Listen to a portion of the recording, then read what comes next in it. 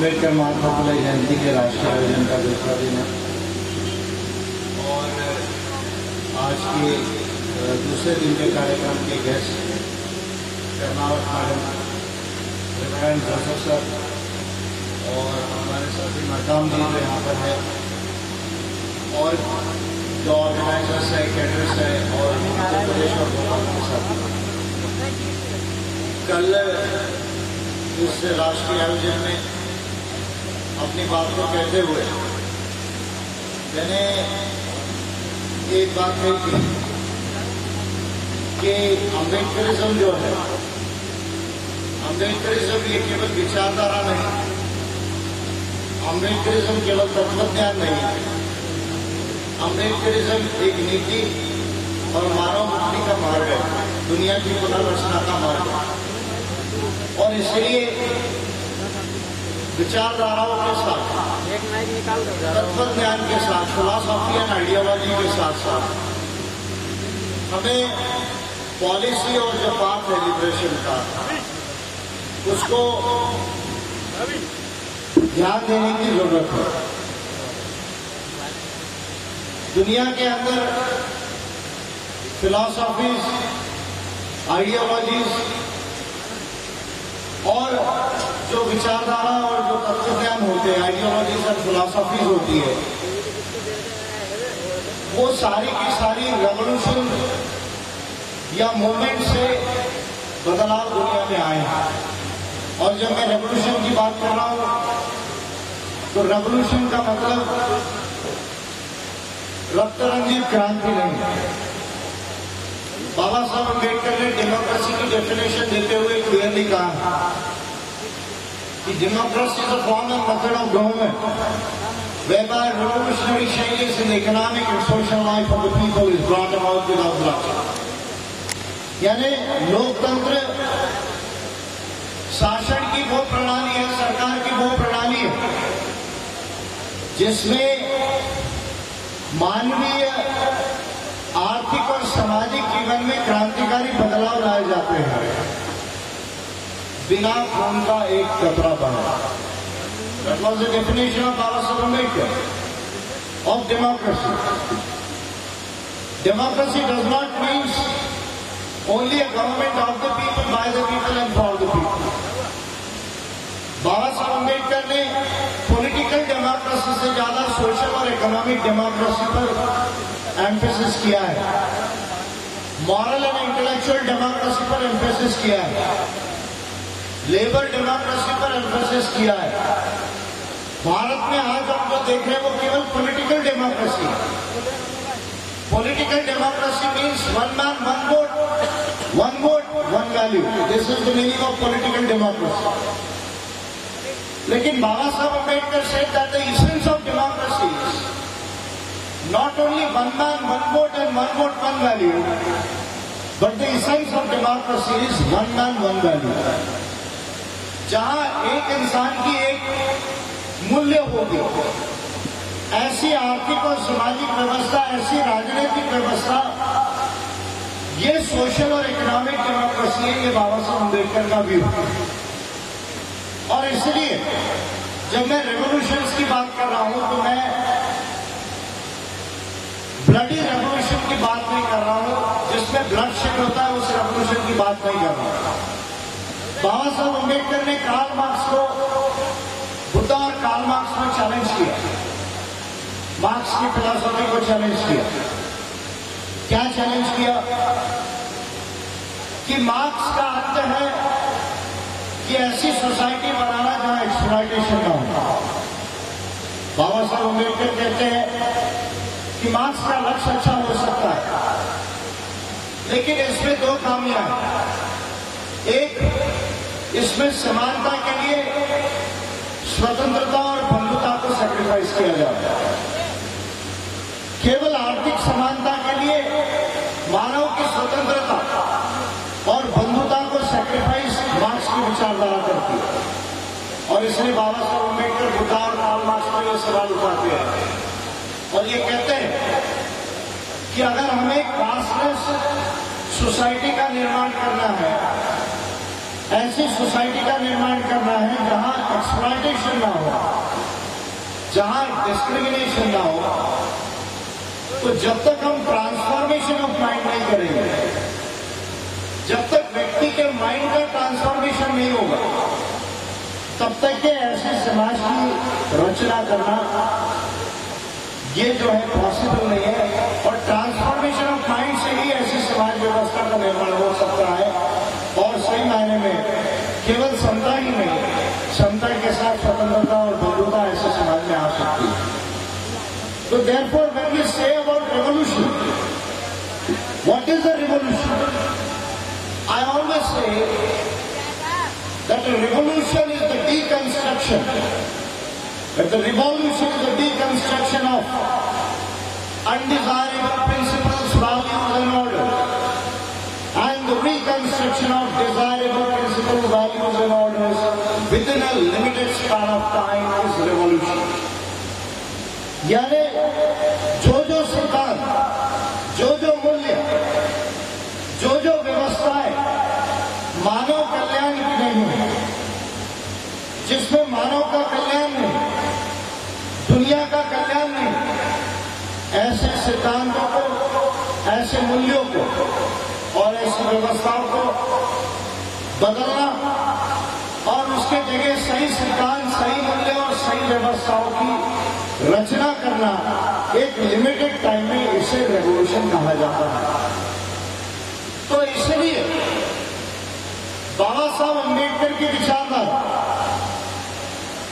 It is a new revolutionary ideology of humanism.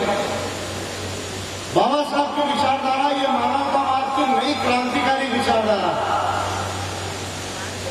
और इसलिए ये विचारधारा केवल इंडिया के लिए अप्लीकेबल नहीं है, ये पूरे वर्ल्ड के लिए अप्लीकेबल है। उस पर हमें डिटेल में समझने की जरूरत है। लेकिन आइडियोलॉजी अम्बेडकरिज्म होने के साथ साथ, फिलॉसफी अम्बेडकरिज्म होने के साथ साथ, अम्बेडकरिज्म एक पॉलिसी भी है। और वो पॉलिसी जहां हम समता, स्वतंत्रता, बंधुता, न्याय की बात करते हैं, जहां मानवता की बात करते हैं, लेकिन समता, स्वतंत्रता, बंधुता, न्याय और मानवतावाद, ह्यूमैनिज्म, हम देख रहे हैं कि आज तक देश में और दुनिया में इनइक्वालिटी है। आज दुनिया की सबसे बड़ी अगर कोई प्रॉब्लम है तो वो कास्टिज्म है, रेसिज्म है, एथनिक डिस्क्रिमिनेशन है, जेंडर डिस्क्रिमिनेशन है। जाति के आधार पर दुनिया में भेदभाव हो रहा है 100 करोड़ लोगों के साथ।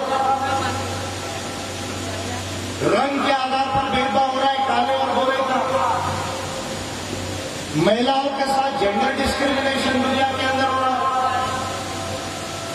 एथनिक डिस्क्रिमिनेशन दुनिया भर के जो आदिवासी मूल निवासी है, जो भटके हुए लोग है, उनके साथ डिस्क्रिमिनेशन हो रहा है, जो इंडिजिनियस पीपल्स है।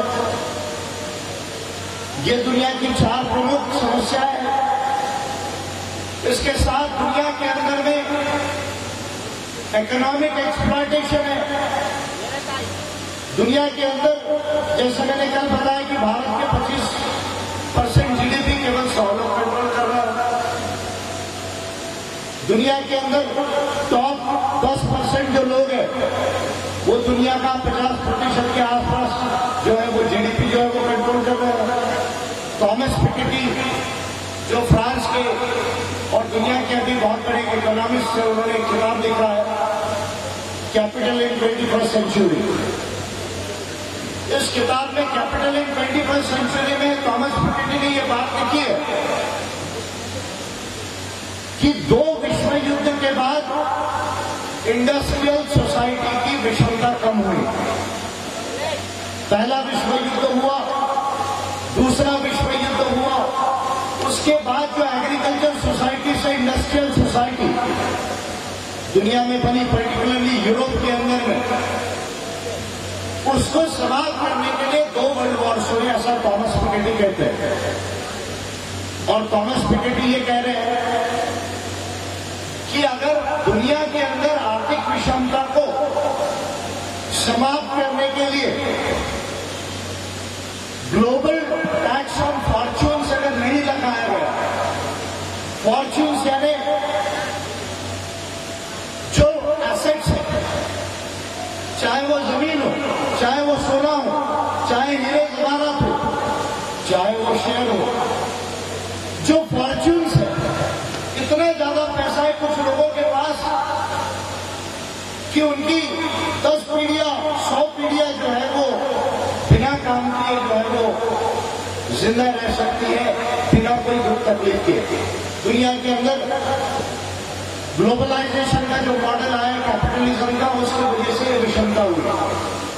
थॉमस पिकेटी ये कहते हैं कि अगर ग्लोबल टैक्स ऑन कैपिटल और फॉर्च्यून्स नहीं लगाया गया तो शायद इस विषमता को दूर करने के लिए तीसरा विश्व युद्ध होगा, ऐसा वार्निंग थॉमस पिकेटी ने अपने famous book Capital in 21st century publish by Harvard University Press America New York में जो है उसमें लिखा हुआ। तो दुनिया में विषमता एक प्रॉब्लम है। इररिलीजियसनेस इन रिलीजन, धर्मों में अधार्मिकता, धर्म के नाम पर झगड़ा हो रहा है।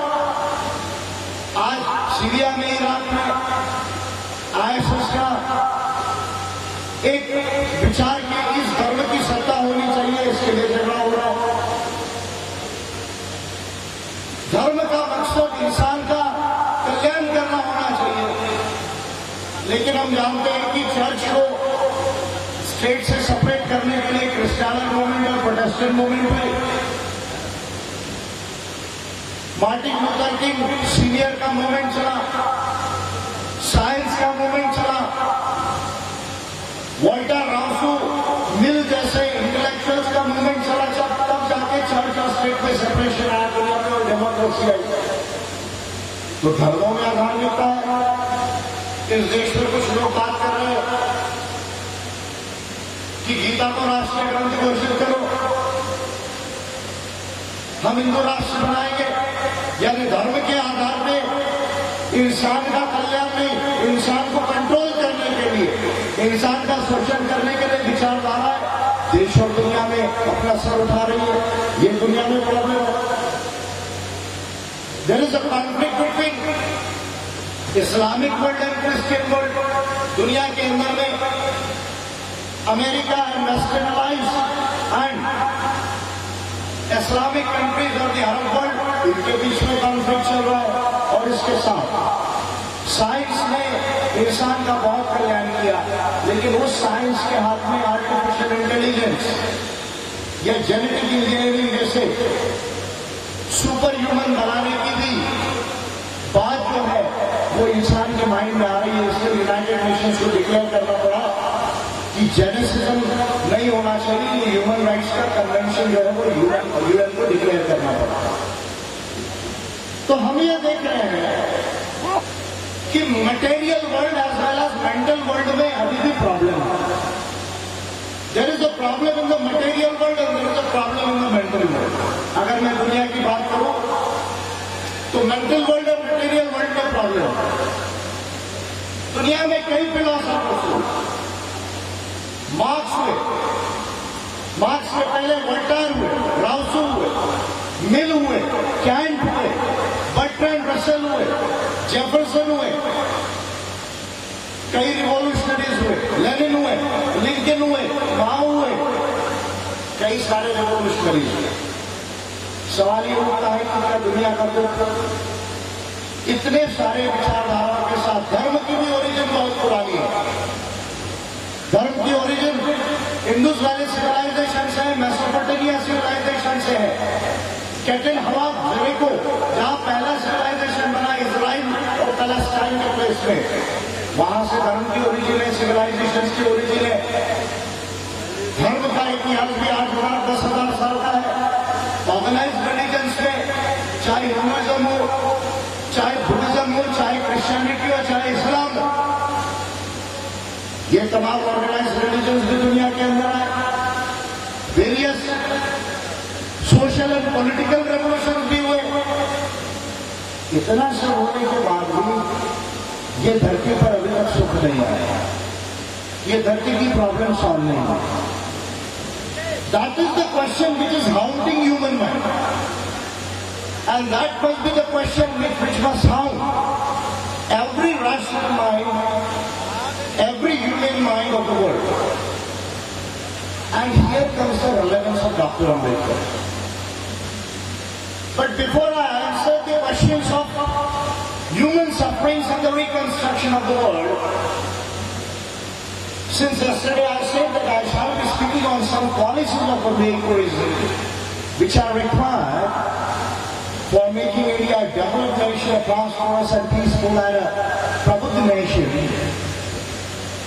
Let me go into the details of those policies.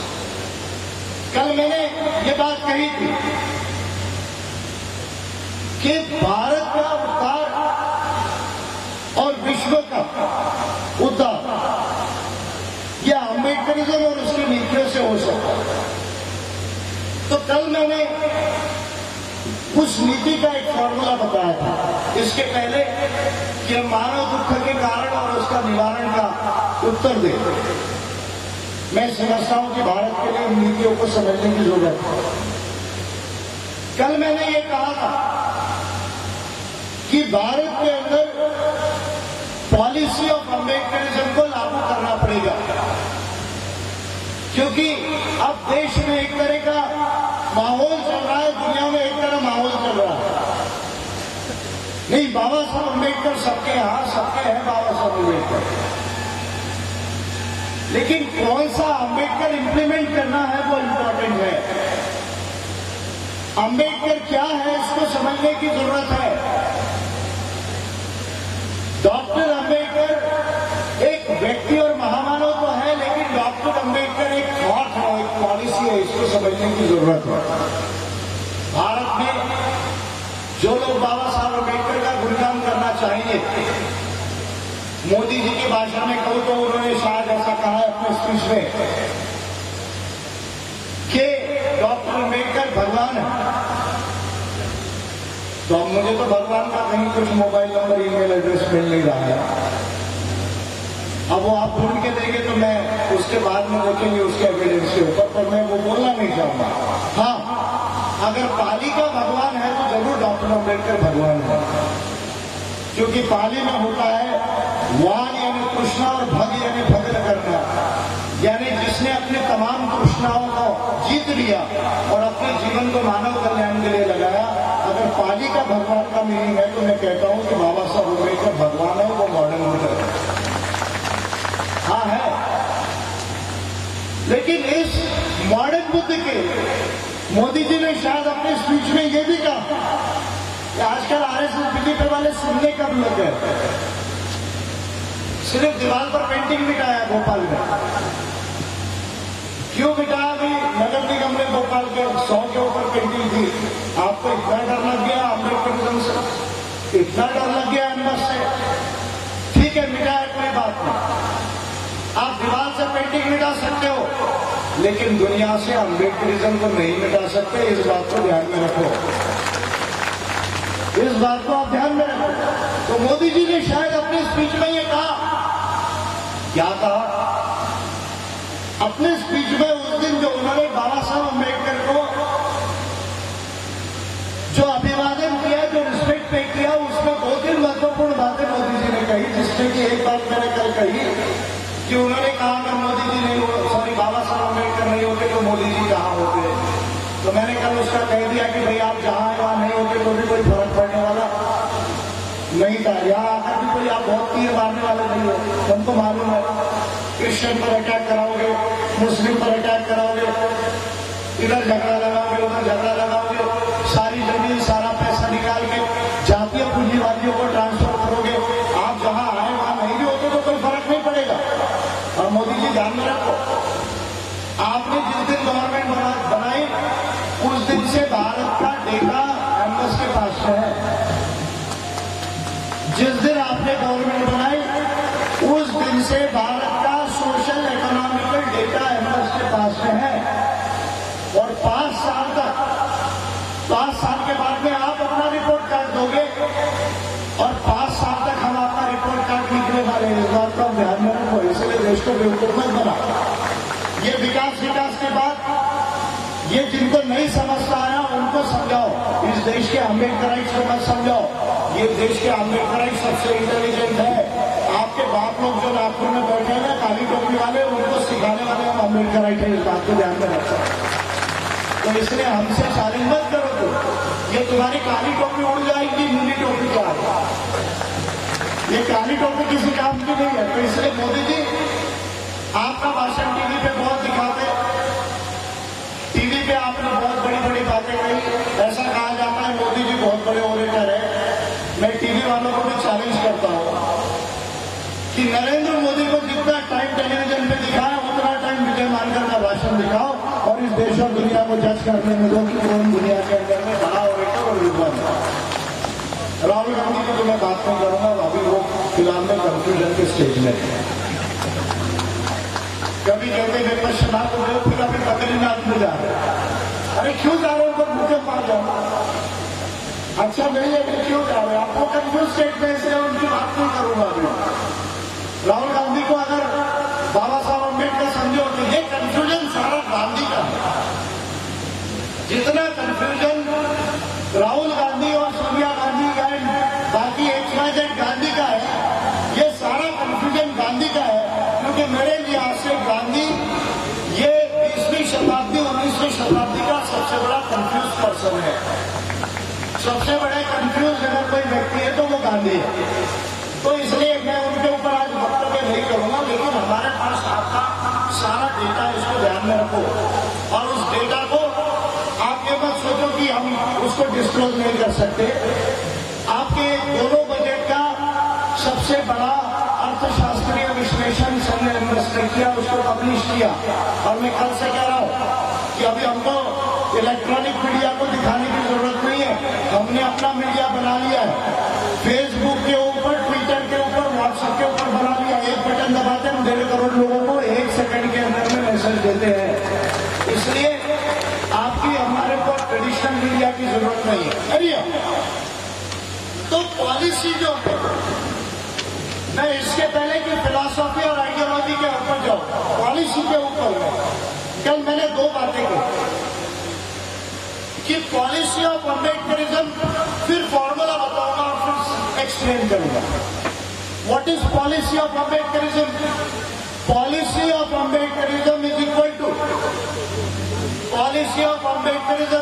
To constitutional democracy, यानी संवैधानिक लोकतंत्र, plus fundamental rights and human rights, यानी मूलभूत अधिकार एवं मानवाधिकार, plus reservation, affirmative action, equality opportunity measures, यानी आरक्षण और समान संधि उपाय, plus welfare state, developmental state अर्थात कल्याणकारी राज्य, विकासशील राज्य, प्लस अम्बेडकराइट इकोनॉमिक्स, अम्बेडकराइट अर्थशास्त्र, plus individual good, common good, public good, universal good, यानी हर व्यक्ति का कल्याण, हर कम्युनिटी का कल्याण, जन कल्याण और पूरे विश्व का कल्याण, प्लस ह्यूमैनिज्म यानी मानवतावाद। ये is equal to policy of Ambedkarism. ये जो फॉर्मूला है, मैं चैलेंज कर रहा हूं। मोदी जी अभी आप चुन के गए, 5 साल का फटेगी नहीं, हमको भी मालूम है। उसके बाद का डिसीजन बाद में होगा, वो तो बाद में देखा जाएगा। आपने कहा है कि हम 2022 तक भारत में हर एक को घर देंगे, हर एक को टॉयलेट होगा, हर एक घर में नौकरी होगी, हर एक को लो एंड सोशल सिक्योरिटी होगी, यानी सामाजिक सुरक्षा छोटे लेवल की, हर एक को नौकरी होगी। अच्छी बात है, हम इसको बुरा नहीं मानते, लेकिन सवाल यह है कि भारत की जो समस्या है, क्या भारत की जो सामाजिक और आर्थिक समस्या है, क्या उससे ये सॉल्व होगा? बेसिक प्रश्न ये है कि 10 साल के अंदर इंडिया को कहां जाना चाहिए। 60 साल में जो हुआ गांधी नेहरू प्लान की वजह से, अब आने वाले 10 साल 20 साल के अंदर इंडिया को कहां जाना चाहिए, कहां होना चाहिए, उसके लिए कौन सी पॉलिसीज की जरूरत है। तो कल मैंने 2 बातें कही कि बाबा साहब अम्बेडकर ने संविधान लिखा, भारत का संविधान ये दुनिया का बेस्ट कॉन्स्टिट्यूशन। क्यों बेस्ट कॉन्स्टिट्यूशन है आज मैं बोलना चाहूंगा, क्योंकि आज मैं थोड़ा डिटेल में जाऊंगा क्योंकि मेरे पास समय है। भारत का कॉन्स्टिट्यूशन इसलिए बेस्ट है क्योंकि उसमें आपको 10 चीजें ऐसी मिलेगी जो एक साथ दुनिया के एक कॉन्स्टिट्यूशन में आपको कहीं और नहीं मिलेगी। कौन सी वो 10 चीजें? एक, the golden principles of humanity. What are the golden principles of humanity today? We are living in a modern world today. हम ये कोई वैदिक युग में नहीं जी रहे। ये आरएसएस के लोग, Bhagwat ji and company, Narendra Modi and company, ये बार बार हिंदुइज्म, हिंदू राष्ट्र की बात करते हैं। मोदी जी, भागवत जी, आपका दिमाग, आपकी बॉडी 21वीं शताब्दी में, आपका दिमाग अभी भी जो है वो 4000 साल पीछे है। हम वैदिक युग में नहीं जी रहे, हम मॉडर्न एरा में जी रहे, हम ह्यूमन राइट्स के एरा में जी रहे हैं। So what are the golden principles of humanity today? दुनिया में डेमोक्रेसी है, दुनिया में लोकतंत्र है, इसलिए आज ये दुनिया में इंसान का विकास हो रहा है। डेमोक्रेसी है इसलिए विकास है। लोकतंत्र के जो सिद्धांत, 4 स्वर्णिम सिद्धांत है लोकतंत्र, और इन 4 स्वर्णिम सिद्धांतों में ये सिद्धांत केवल स्लोगन नहीं। What are these principles? These principles are equality, liberty, fraternity, justice. 4 सिद्धांत हैं दुनिया के अंदर में, गोल्डन प्रिंसिपल्स ऑफ ह्यूमैनिटी। कि मानव का अगर सही मायने में कल्याण करना है, welfare of human being, welfare of society, welfare of the world, well being of all living beings, तो दुनिया ने इस बात को माना कि समता, स्वतंत्रता, बंधुता, न्याय, ये 4 सिद्धांत केवल सिद्धांत नहीं, इसके आधार पर सामाजिक और आर्थिक और राजनीतिक व्यवस्था को बनाना पड़ेगा। This is the thought which originated from the French Revolution, but this is was not the thought only which prevailed in the French Revolution. It prevailed much before in the Sangha of the Buddha. पर French क्रांति में ये 3 सिद्धांत उभर कर ऊपर आए, समता, स्वतंत्रता, बंधुता। उसके बाद न्याय का सिद्धांत आगे आया सेकेंड वर्ल्ड वॉर के समय। बुद्ध के संदेश से ये सिद्धांतों को मैंने लिया, ऐसा बाबा साहब अम्बेडकर ने संविधान सभा के अपने स्पीच में क्लियरली कहा है। अगर ये 4 स्वर्णिम सिद्धांत किसी एक संविधान में मिलते हैं तो दुनिया का कोई भी एक ऐसा कॉन्स्टिट्यूशन नहीं जिसमें ये 4 सिद्धांत आपको एक साथ मिलेंगे। केवल भारत का संविधान है जिसमें ये सिद्धांत आपको एक साथ मिलते हैं। इसलिए इंडिया का कॉन्स्टिट्यूशन ये बेस्ट है वर्ल्ड के अंदर। पहला पॉइंट। दूसरा पॉइंट, फंडामेंटल राइट, ऑफकोर्स मूलभूत अधिकार सभी संविधानों में ऑलमोस्ट ऑल है दुनिया में। वेलफेयर स्टेट कि हमारा जो राज्य है वो कल्याणकारी राज्य होना चाहिए। राज्य को बनाने का मकसद सामाजिक, आर्थिक और राजनीतिक न्याय जीवन के हर क्षेत्र में करना है। ये हमारा कॉन्स्टिट्यूशन का आर्टिकल 38 और 39 प्रोक्लेम करता है। तो हमने जो स्टेट बनाया ये हिंदू स्टेट नहीं है, ये थियोक्रेटिक स्टेट नहीं है, ये ऑटोक्रेटिक स्टेट नहीं है, ये वेलफेयर स्टेट है। भारत के संविधान ने वेलफेयर स्टेट को बनाया। इसके साथ पार्लियामेंट्री डेमोक्रेसी, हमने संसदीय लोकतंत्र को अपनाया। हमने प्रेसिडेंशियल फॉर्म ऑफ डेमोक्रेसी को नहीं अपनाया। और भारत के अंदर में जिस तरह का अभी थिंकिंग चल रहा है कि हम प्राइम मिनिस्टर को चुन रहे हैं, कृपा करके हम प्राइम मिनिस्टर को नहीं चुन रहे, हम हमारे एमपीज को चुन रहे हैं, मेंबर पार्लियामेंट्स को, रिप्रेजेंटेटिव्स को चुन रहे हैं। इस बात को हमें समझने की जरूरत है। तो पार्लियामेंट्री डेमोक्रेसी, इसके साथ फ्लेक्सिबल फेडरलिज्म, यानी जो संघीय प्रणाली है, वो संघीय प्रणाली, लवचिक संघीय प्रणाली, इसके साथ independence of judiciary, CAG and election commission of India, और इसके साथ आरक्षण, इसके साथ आरक्षण। तो भारत का संविधान आरक्षण के साथ आदिवासियों के लिए 5वीं और 6वीं सूची, SC ST OBC के लिए रिजर्वेशन, और आदिवासियों के लिए 5वीं और 6वीं सूची, जो उनकी right to self governance and right to ownership, ये दो अधिकार जिसको इंटरनेशनल लॉ में राइट ऑफ एंसेस्ट्रल डोमेन कहा जाता है, इंडिजिनियस लॉ के अंदर में भारत का संविधान ये दुनिया का पहला संविधान है जिसने आरक्षण को मूलभूत अधिकार बनाया और आदिवासी की 5वीं और 6वीं सूची के अधिकार को सेफगार्ड किया। ये कॉन्स्टिट्यूशन इंडिया का पहला कॉन्स्टिट्यूशन है वर्ल्ड का, जिसको हमें समझने की जरूरत है। तो इन 6-7 चीजों की वजह से, 10 बातों में से मैंने जो आपको बताई, उसके वजह से भारत का संविधान ग्रेटेस्ट है वर्ल्ड के अंदर, और वो शॉर्टेस्ट पीरियड में बना, शॉर्टेस्ट पीरियड में बना।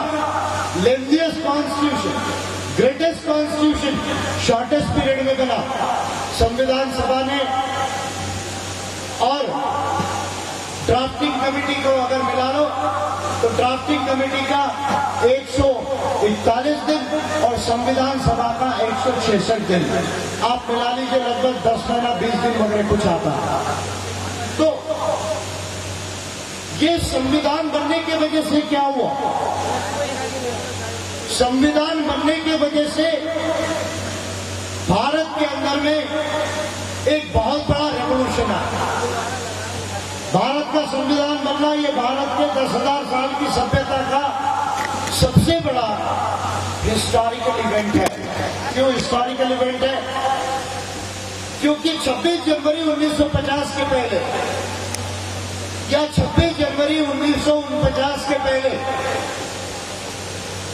4 तरह के इंडिया थे। कौन से 4 तरह के इंडिया थे? लेकिन 26 जनवरी 1949 को या 26 जनवरी 1950 को या 26 नवंबर 1949 को एक 5वां इंडिया बनाया, जो इंडिया 10,000 साल तक भारत की सभ्यता में नहीं था। कौन सा वो इंडिया है? कौन से वो 4 इंडिया है? भारत के 4 इंडिया, नाग, असुर, सिंधु इंडिया, नाग सिंधु इंडिया, वैदिक India, Buddhist India and Hindu India. 10,000 साल की सभ्यता को अगर हम भारत की स्टडी करें तो भारत में 4 तरह के इंडिया है, नाग, सिंधु इंडिया, वैदिक India, Buddhist India, Hindu India.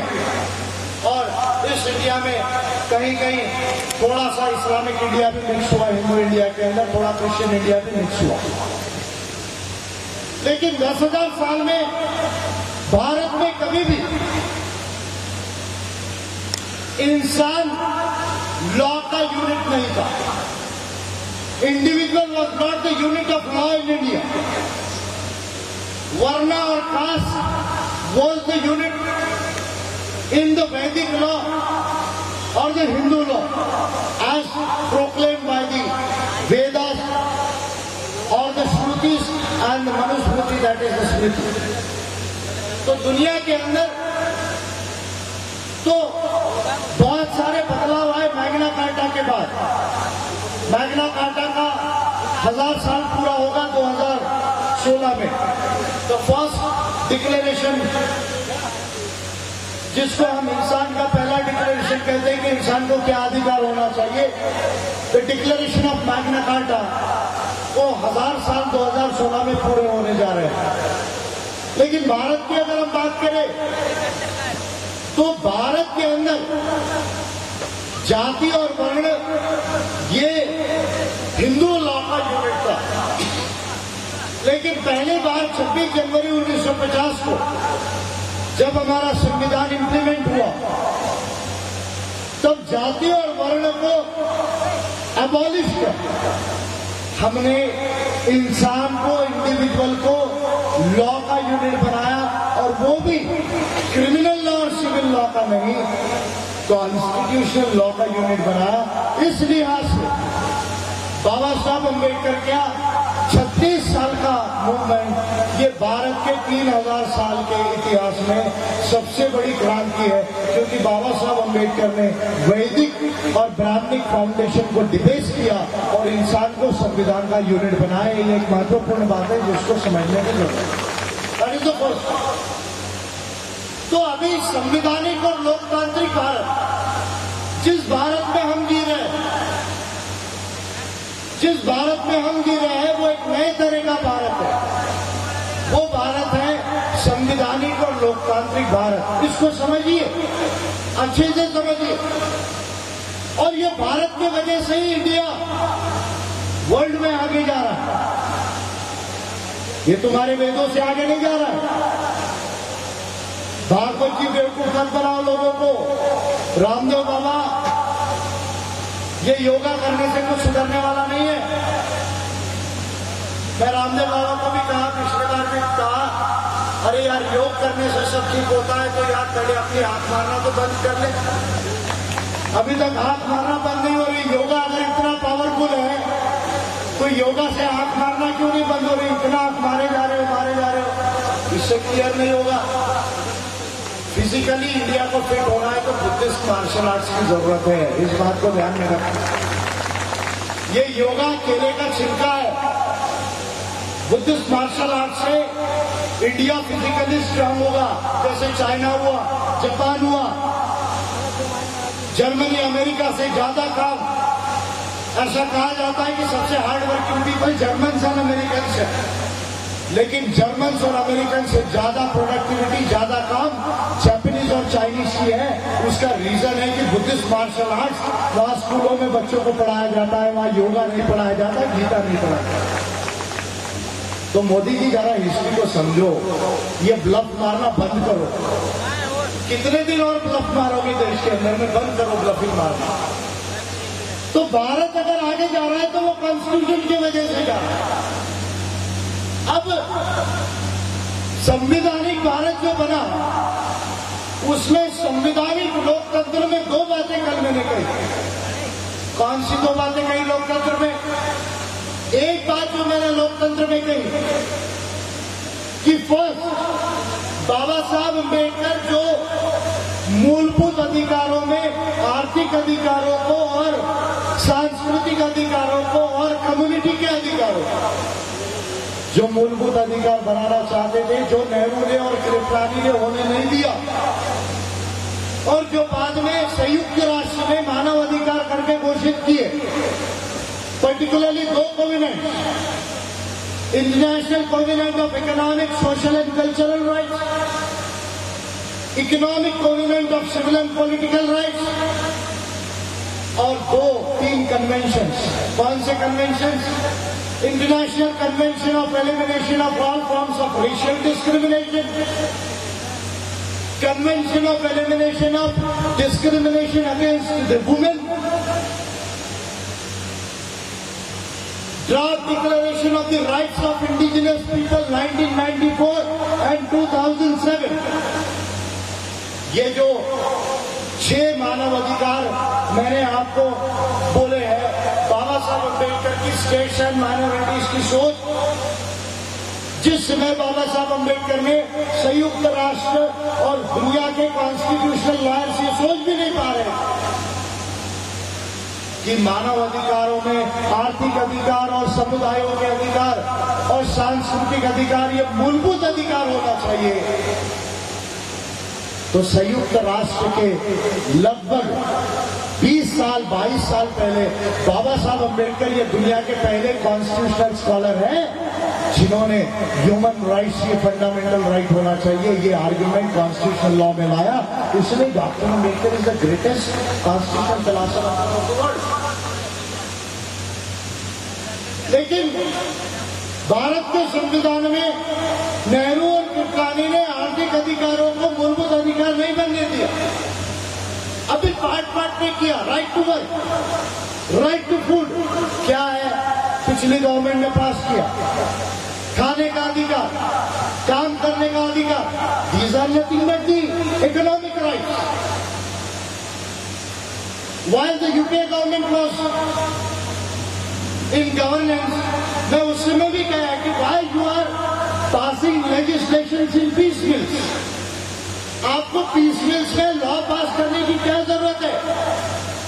Why don't you do one thing my dear prime minister, my dear government of India, my dear Supreme Court, my dear parliament of India, why don't you do one thing? You have already ratified the human rights in the United Nations. Why don't you do one thing in the way that the European constitutions have done? अगर इंसान के जीवन को सुखी बनाया जा सकता है, ये सीखना है तो यूरोप के कंट्री से सीखना चाहिए, इंग्लैंड से सीखना चाहिए, फ्रांस से सीखना है, जर्मनी से सीखना है, स्वीडन से सीखना है, फिनलैंड से सीखना है, डेनमार्क से सीखना है। क्या किया? यूरोपियन कंट्रीज ने मानव अधिकारों का कन्वेंशन 1948 में जब उन्होंने साइन किया और संयुक्त राष्ट्र के कोवेनेंट्स एंड कन्वेंशन को जब साइन किया, उन्होंने अपने संविधान में मानव अधिकारों को मूलभूत अधिकार बनाया। और आप देखिए, मानव अधिकार मूलभूत अधिकार बनने की वजह से ह्यूमन राइट्स कमीशन और ह्यूमन राइट्स कमिश्नर्स पूरे यूरोप में कोई प्राइवेट इंडस्ट्री के अंदर भी अगर आर्थिक अधिकारों का, सामाजिक अधिकारों का हनन हो रहा है तो आपको सुप्रीम कोर्ट और हाई कोर्ट डायरेक्टली जाने की जरूरत नहीं है। वो कमिश्नर ऑफ ह्यूमन राइट्स के पास आप अगर सिंपल पिटीशन करो तो जिस तरह आज प्रोविडेंट फंड कमिश्नर है, इनकम टैक्स कमिश्नर है, कस्टम्स कमिश्नर है, क्वासी जुडिशियल ऑर्डर पास करता है और कंपनीज को मानना पड़ता है। इनकम टैक्स का आपका असेसमेंट अगर इनकम टैक्स कमिश्नर करे तो आपको मानना पड़ता है। क्वासी जुडिशियल लॉ उसे कहा जाता है, क्वासी जुडिशियल पावर्स कहा जाता है। कोड ऑफ सिविल प्रोसीजर में उसका प्रोविजन है। तो अगर सिंपल कोई गांव का व्यक्ति है, कोई मजदूर है, अगर ह्यूमन राइट्स कमिश्नर के पास एप्लीकेशन करे तो ह्यूमन राइट्स कमिश्नर को ह्यूमन राइट्स लॉ के अंदर यूरोप में ऑर्डर पास करना बाइंडिंग है और उस बाइंडिंग के आधार उसको वही रेमेडी मिलती है। हमारे तरह नहीं कि for the violation of every fundamental right हमको हाई कोर्ट जाना है या सुप्रीम कोर्ट जाना है। मैं कई बार कहता हूं कि केरला का व्यक्ति जब सुप्रीम कोर्ट जाता है, कोहिमा का व्यक्ति सुप्रीम कोर्ट जब जाता है, देखिए मजे की बात, देखिए हमारा जुडिशियल सिस्टम देखिए देश के अंदर भारत में चेंज क्यों नहीं आ रहा, उसके पीछे के पॉलिसी के एस्पेक्ट्स में आप लोगों को समझा और इसे समझना जरूरी है क्योंकि अम्बेडकरिज्म केवल स्लोगन नहीं, ये एक साइंस है। अम्बेडकरिज्म केवल स्लोगन नहीं, ये साइंस है। Ambedkarism is a science. Science is a super science of humanism. Ambedkarism is a science, it is a super science of humanism. इसलिए ये समझना जरूरी है देश में बदलाव कैसा आएगा, क्या करना पड़ेगा। स्लोगन लगाने से काम नहीं चलेगा। जिन्होंने स्लोगन लगाया आप आगे बढ़ो, हम आपके पीछे हैं। तो जब पलट के देखो पीछे कोई दिक्कत नहीं। आप संघर्ष करो, हम आपके साथ हैं। आप संघर्ष करो, हम संघर्ष नहीं करेंगे। यदा यदा ही धर्मस्य ग्लानिर्भवति भारत। आपको उद्धार करने की जरूरत नहीं। अगर गरीबी है तो आपको कुछ करने की जरूरत नहीं। अशिक्षा है, आपको करने की जरूरत नहीं। अगर कहीं अन्य अत्याचार हो रहा, मुस्लिम क्रिश्चियन पे अटैक हो रहा है, आपको कुछ करने की जरूरत नहीं। गरीबी है, भूखमरी है, आपको करने की जरूरत नहीं। मैं ऊपर से पैदा होने वाला हूं। बराबर है। यदा यदा ही धर्मस्य ग्लानिर्भवति भारत, कि आपको भारतवासियों कुछ मत करो, मैं ऊपर से पैदा होने वाला हूं। और मैं बार बार कहता हूं, राही देख रहे, अब तक डिलीवरी नहीं हो रही। गीता ने कहा अभी तक डिलीवरी नहीं। अरे कहा है तू? कहा है वो सो कॉल्ड जिसने कहा कि परम परमेश्वर कहा है? अभी तक भारत में इतनी प्रॉब्लम आई, अभी तक क्यों नहीं है? नहीं। अतो ही अपनो नाथो अतो ही अपनो गति अत्यधिक भव बी ताय मास्टर एनलाइटन योरसेल्फ। स्वयं के स्वामी स्वयं बनो, स्वयं के मालिक स्वयं बनो, एनलाइटन बनो। ये फिलॉसफी जब इंडिया में थी तब इंडिया गोल्डन इंडिया था। तब इंडिया गोल्डन इंडिया था। सोने की चिड़िया तब था इंडिया, जब इंडिया के लोग ये मानते थे कि हमको स्वयं का उद्धार स्वयं करना है। और जब से गीता की बात मानने लगा, भारत का त्रास हुआ। अगर भारत का त्रास हुआ है तो वो गीता के वजह से हुआ है। सुषमा स्वराज ठीक से सुनो, विजय मानकर आपको रिप्लाई दे रहा है सुषमा स्वराज। तो ये जो कॉन्स्टिट्यूशनल और डेमोक्रेटिक इंडिया है, इसमें जो जुडिशरी है, खुद के मानव अधिकारों को प्रोटेक्ट करने के लिए केरला के व्यक्ति को 3 दिन का जर्नी करना पड़ता है। 2 दिन पूरा और आधा दिन। कोहिमा के व्यक्ति को 4 दिन सुप्रीम कोर्ट में लगते आने के लिए। और सुप्रीम कोर्ट में आने के बाद भी 1 साल में डिसीजन नहीं होता। 4-4, 5-5 साल मानव अधिकार मूलभूत अधिकारों के वायलेशन के लिए लगते हैं, डिसीजन के लिए। और वो भी जिस व्यक्ति के पास 4 लाख 5 लाख रुपया नहीं है, उसको इस देश में जस्टिस नहीं मिलता। क्या सुप्रीम कोर्ट की बेंचेस देश के 5-6 जगह के सिटीज में नहीं बैठाई जा सकती? क्या सुप्रीम कोर्ट जजेस बेंगलोर में, कलकत्ता में, नागपुर में, श्रीनगर में, कोहिमा की कोई कैपिटल में जाकर नहीं बैठ सकते? बिल्कुल बैठ सकते हैं। आर्टिकल 130 के अंदर कॉन्स्टिट्यूशन में यह लिखा हुआ है। क्या लिखा हुआ है? कि सुप्रीम कोर्ट की सीट, बेंचेस, ये भारत के और राज्यों में भी हो सकती है, कहीं पर भी हो सकती है जहां गवर्नमेंट यानी प्रेसिडेंट और सुप्रीम कोर्ट के सीजे जो है वो डिसाइड करे। पर आज तक हम देख रहे हैं कि सुप्रीम कोर्ट के बेंच दिल्ली के बाहर नहीं गया। कॉन्स्टिट्यूशन के अंदर जो मानव अधिकार है वो संयुक्त राष्ट्र में साइन करने के बावजूद भी आज तक मूलभूत अधिकार नहीं बने। तो सबसे बड़ा इशू जो है, सबसे बड़ा कॉन्स्टिट्यूशनल क्वेश्चन जो है, क्या कॉन्स्टिट्यूशनल क्वेश्चन है? सबसे बड़ा कॉन्स्टिट्यूशनल क्वेश्चन है कि भारत के संविधान में मानव अधिकारों को मूलभूत अधिकार बनाना, उसको पब्लिक और प्राइवेट एंटिटीज पर बाइंडिंग करना, सुप्रीम कोर्ट ऑफ इंडिया के ऊपर या सुप्रीम कोर्ट ऑफ इंडिया में एक स्पेशल बेंच, लार्जर बेंच केवल ह्यूमन राइट्स के लिए बनाना। और दूसरा विषय है भारत की चुनावी व्यवस्था को बदलना, प्रोपोर्शनल रिप्रेजेंटेशन सिस्टम लाना, स्टेट इलेक्टोरल फंडिंग लाना और ईवीएम मशीन का जो इलेक्शन है उसमें जो स्लिप है वो स्लिप को बैलेट में डालकर काउंटिंग करना। ये 3 महत्वपूर्ण बातें हैं। और पार्टियों के खर्चे पर सीलिंग लगाना। ये 2 जब तक चीजें संविधान और चुनावी व्यवस्था में बदलाव नहीं आएंगे जो संसदीय लोकतंत्र है, वो संसदीय लोकतंत्र सही मायने में बाबा साहब अम्बेडकर जैसे चाहते थे, वैसा संसदीय लोकतंत्र भारत के अंदर में एस्टैब्लिश नहीं हो सकता। इस एक बात को हमें समझने की जरूरत है। ये पहला पॉलिसी। दूसरा reservation, affirmative action, equality opportunity measures. मूल बात मूलभूत अधिकार, मानव अधिकारों पर मैंने ऑलरेडी बोल दिया। अगर लॉ के कोई विद्यार्थी है तो मैं केवल एक लाइन उनके लिए बोलूंगा कि अभी हमारे कॉन्स्टिट्यूशन में सिविल एंड पॉलिटिकल राइट्स केवल फंडामेंटल राइट्स है। Economic, social and cultural rights को भी फंडामेंटल राइट्स बनाना पड़ेगा। ये important question of constitutional law है। इतना बोल के मैं रिजर्वेशन के ऊपर जाता हूं।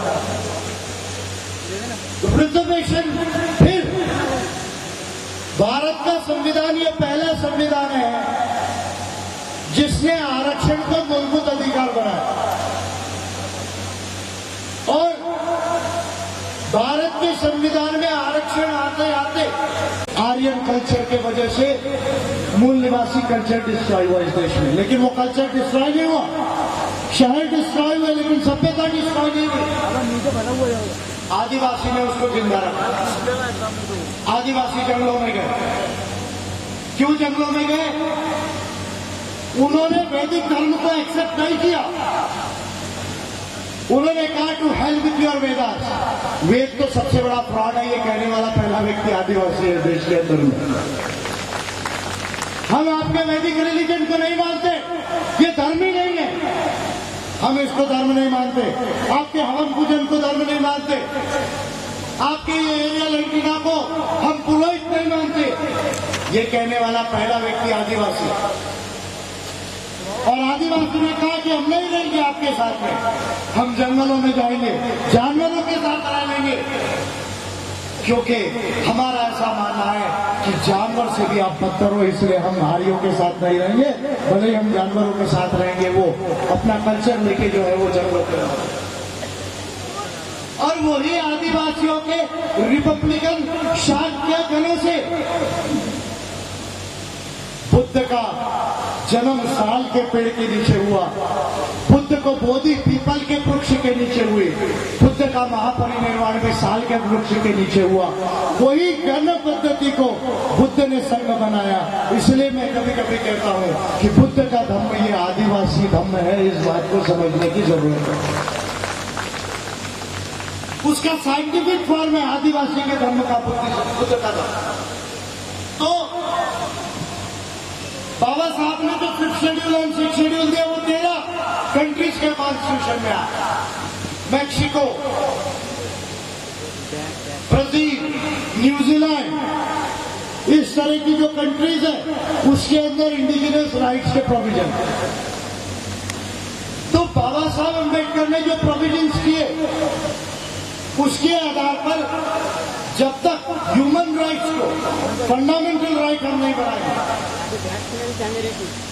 चुनावी व्यवस्था को जब तक चेंज नहीं करेंगे, और आरक्षण में आज जो आरक्षण है केवल 1% जॉब्स में आरक्षण है देश के अंदर। अगर 100 नौकरियां हैं तो आरक्षण केवल 1% नौकरी में, एक नौकरी में। कैसे? भारत के अंदर 7% जॉब जो है पुराने डेटा के हिसाब से भी 13% हो गया है। 7% जॉब्स ऑर्गेनाइज सेक्टर में थे, उसमें केवल 3% जॉब्स ये पब्लिक सेक्टर यानी government of India, state governments and public sector enterprises and local self government. अब अगर 3 नौकरियां 100 देश में केवल सरकारों के पास है और उन 3 नौकरियों में केवल 50% रिजर्वेशन के हिसाब से अगर मिला लो तो 1.5 नौकरी केवल SC, ST, OBC के लिए अवेलेबल रहती है। उसमें भी अगर बैकलॉग को निकाल लो तो रिजर्वेशन केवल 1% जॉब रहता है। अच्छे से समझो, 99% नौकरियों में आज भी भारत में आरक्षण नहीं है, पहली बात। दूसरा, बाबा साहब ने 5वीं और 6वीं सूची में जो जल जमीन जंगल है आदिवासियों, उसके मालकियत का अधिकार आदिवासी को दिया। उसके आधार पर पेशा लॉ बना 1996 में। उस पेशा लॉ में इस तरह के प्रोविजंस किए कई स्टेट्स ने, जिसको डाइल्यूट किया कि आदिवासियों की ग्राम सभा को यह पावर होना चाहिए कि वो ये डिसाइड करे कि कंपनी लगेगी कि नहीं लगेगी, माइन खुलेगी कि नहीं खुलेगी, और अगर वो कंपनी और माइन खुलती है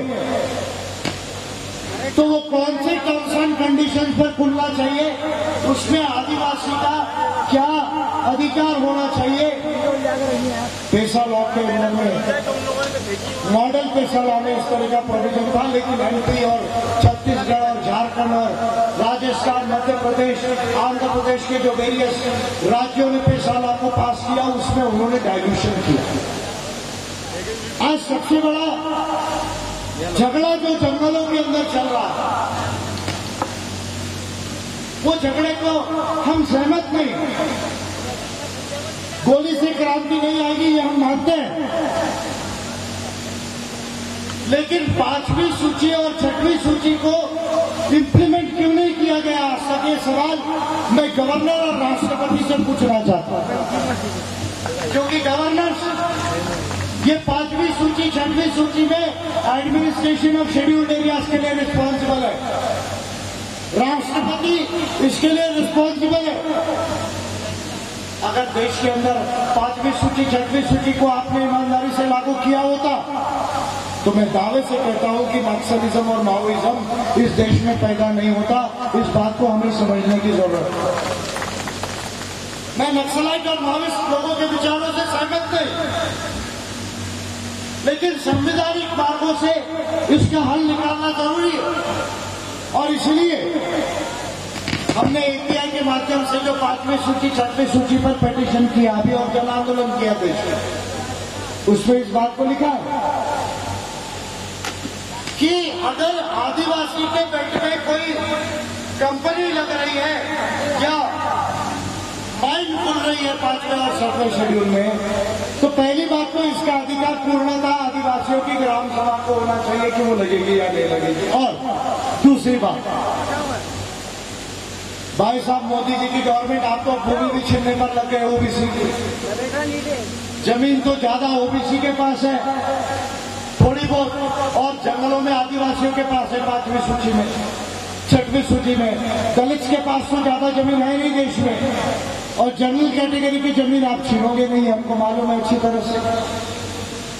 हमने ये कहा कि अगर ये डिसीजन ग्राम सभा करती है कि याद रखना चाहिए, तो पेशा लॉ में एक प्रोविजन डाल दिया जाए। क्या प्रोविजन डाल दिया जाए कि अगर आदिवासियों की ग्राम सभा इसको सम्मति दे देती है तो आदिवासी को 3 चीजें उसमें आपको करनी पड़ेगी। क्या करनी पड़ेगी? पहला, आदिवासी को जमीन के एवज में जमीन और उसका पैसे का मुआवजा आपको देना ही है, वो तो कंपल्सरी है, जस्ट एंड फेयर कंपनसेशन आपको देना ही है, पहली बात। दूसरी बात, आपको नौकरी उसको देना ही है उस कंपनी में, ये भी जरूरी है, लेकिन इतने से काम बनने वाला नहीं। तो हमने उस पिटीशन में लिखा, उसके लिए जन आंदोलन किया, इसके लिए हम और भी आगे फाइट करने वाले हैं। और मुझे खुशी है इस बात की कि आदिवासी मेरे भाई और बहन लोग, मेरा आदिवासी समाज इसको समझ रहा है। मैंने ये कहा नरेंद्र मोदी, आपसे आज भी कह रहा हूं, एक काम कर दो सर। अगर आप कह रहे हो कि बाबा साहब की पॉलिसी 1000 साल चलने वाली है, अरे 1000 साल नहीं, वो लाखों साल चलने वाली है। 1000 साल की पॉलिसी नहीं है बाबा साहब की, लेकिन एक कर दो ना, आपको मानते हैं अभी। क्या कर दो? पेशा लॉ में अमेंडमेंट कर दो, जमीन के एवज में जमीन और पैसा और नौकरी के साथ ये उसमें प्रोविजन कर दो कि 20% का कंपनी का शेयर ये आदिवासी होगा और वो उस कंपनी का मालिक होगा, तब हम मानेंगे कि आपकी पॉलिसी कैसी है। बनाओ ना उसको मालिक। अगर किसान की जमीन आप ले रहे उसको शेयर दो 20% का। अरुण जेटली और ये नितिन गडकरी जिसका पेट ज्यादा निकल गया नागपुर वाला, और नरेंद्र मोदी, अरे दम है तो विजय माल्या के आगे टेलीविजन के ऊपर डिस्कस करो। मैं आपको ओपन चैलेंज दे रहा हूं कि भूमि अधिग्रहण और पैसा लॉ कैसे इंप्लीमेंट किया जाना चाहिए। What the hell you are speaking from your media. तो बाबा साहब की 5वीं और 6वीं सूची को अगर सही मायने में लागू करना है तो आदिवासियों को उस कंपनी और माइन का मालिक बनाना पड़ेगा, शेयर होल्डर बनाना पड़ेगा। क्यों मलेशिया ने नहीं किया, जर्मनी ने नहीं किया? मलेशिया के अंदर भूमिपुत्रा जो मूल निवासी है वो 30% के हर कंपनी के शेयर और जमीन के मालिक जो है वो मूल निवासी हो गए मलेशिया के अंदर। मलेशिया में ऐसा लॉ पास हुआ। जर्मनी के अंदर हर जर्मन वर्कर कंपनी में शेयर होल्डर है, 5% का शेयर होल्डर, 10% का शेयर होल्डर। ये मर्सिडीज बेंज बन रही है, BMW है, पॉर्श है, ऑडी है, ये बड़ी बड़ी जो सीमेंस है, ये जो बड़ी बड़ी मोटर व्हीकल्स आ रही है, इलेक्ट्रॉनिक कंपनी जो आ रही है जर्मनी से। क्यों? क्योंकि जर्मनी के अंदर जर्मन कंपनीज में 5%, 10%, 15% तक का वहां का वर्कर शेयर होल्डर है। इसलिए उसको लगता है ये कंपनी मेरी है, प्रॉफिट में जाना चाहिए।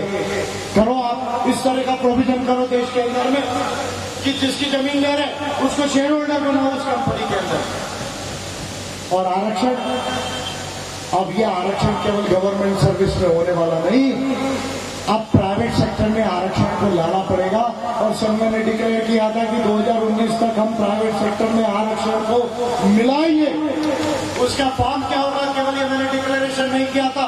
और मुझे खुशी है इस बात की कि प्राइवेट सेक्टर में रिजर्वेशन तो नहीं आया, लेकिन प्राइवेट के अंदर एसएसटी उद्योगपति के लिए हमने इस गवर्नमेंट को मजबूर किया कि 20,000 करोड़ का मुद्रा बैंक के अंदर में उनको प्रोविजन करना पड़ा। ये एम्बस की वजह से हुआ, एपीआई की वजह से हुआ। इस एक बात को समझने की जरूरत है। तो रिजर्वेशन को एक्सटेंड करना पड़ेगा, मिलिट्री तक, जुडिशरी तक, प्राइवेट सेक्टर तक।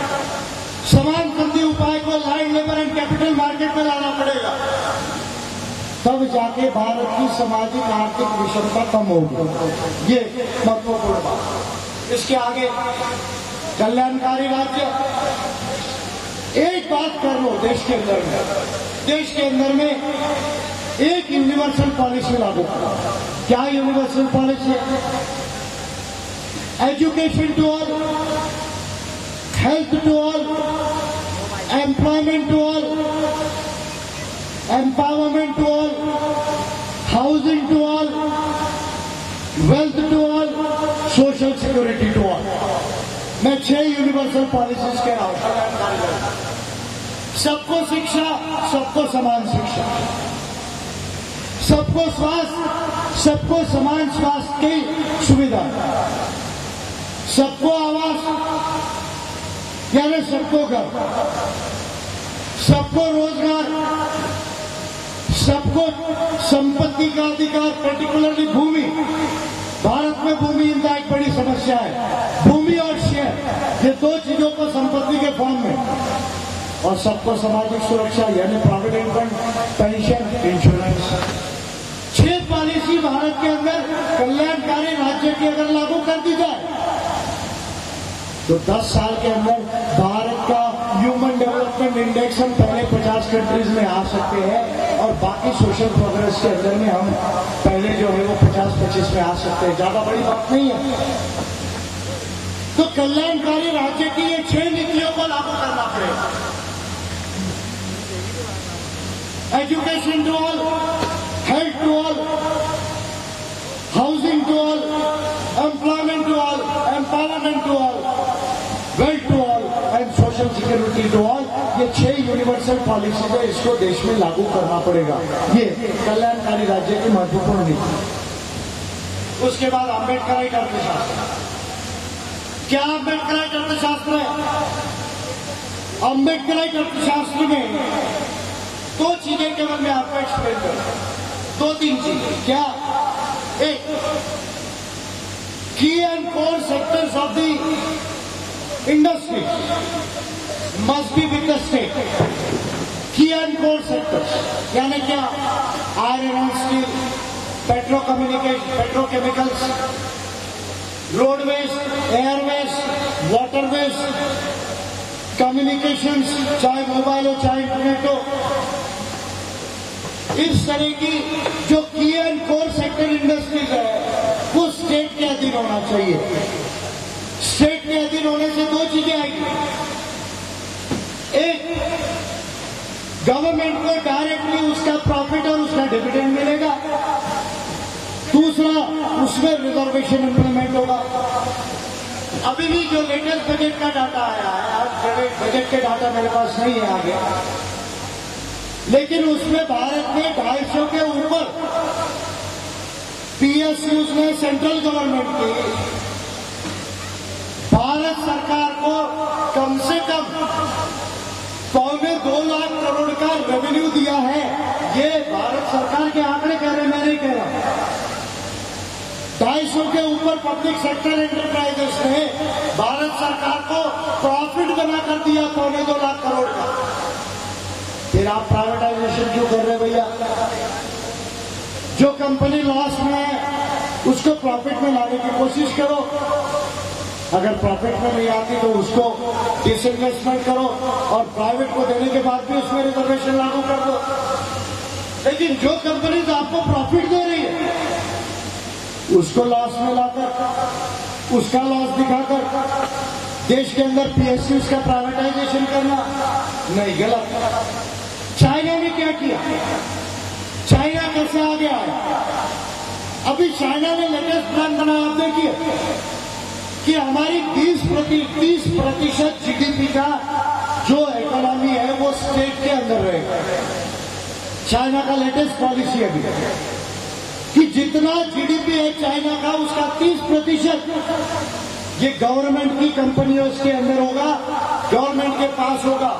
और हमारे देश में केवल 12.6% आज गवर्नमेंट के पास रह गया, यानी 88% प्राइवेट के हाथ में, 12% गवर्नमेंट के हाथ में। और गवर्नमेंट कहती है कि हमारे पास में डेवलपमेंट के लिए पैसा नहीं है।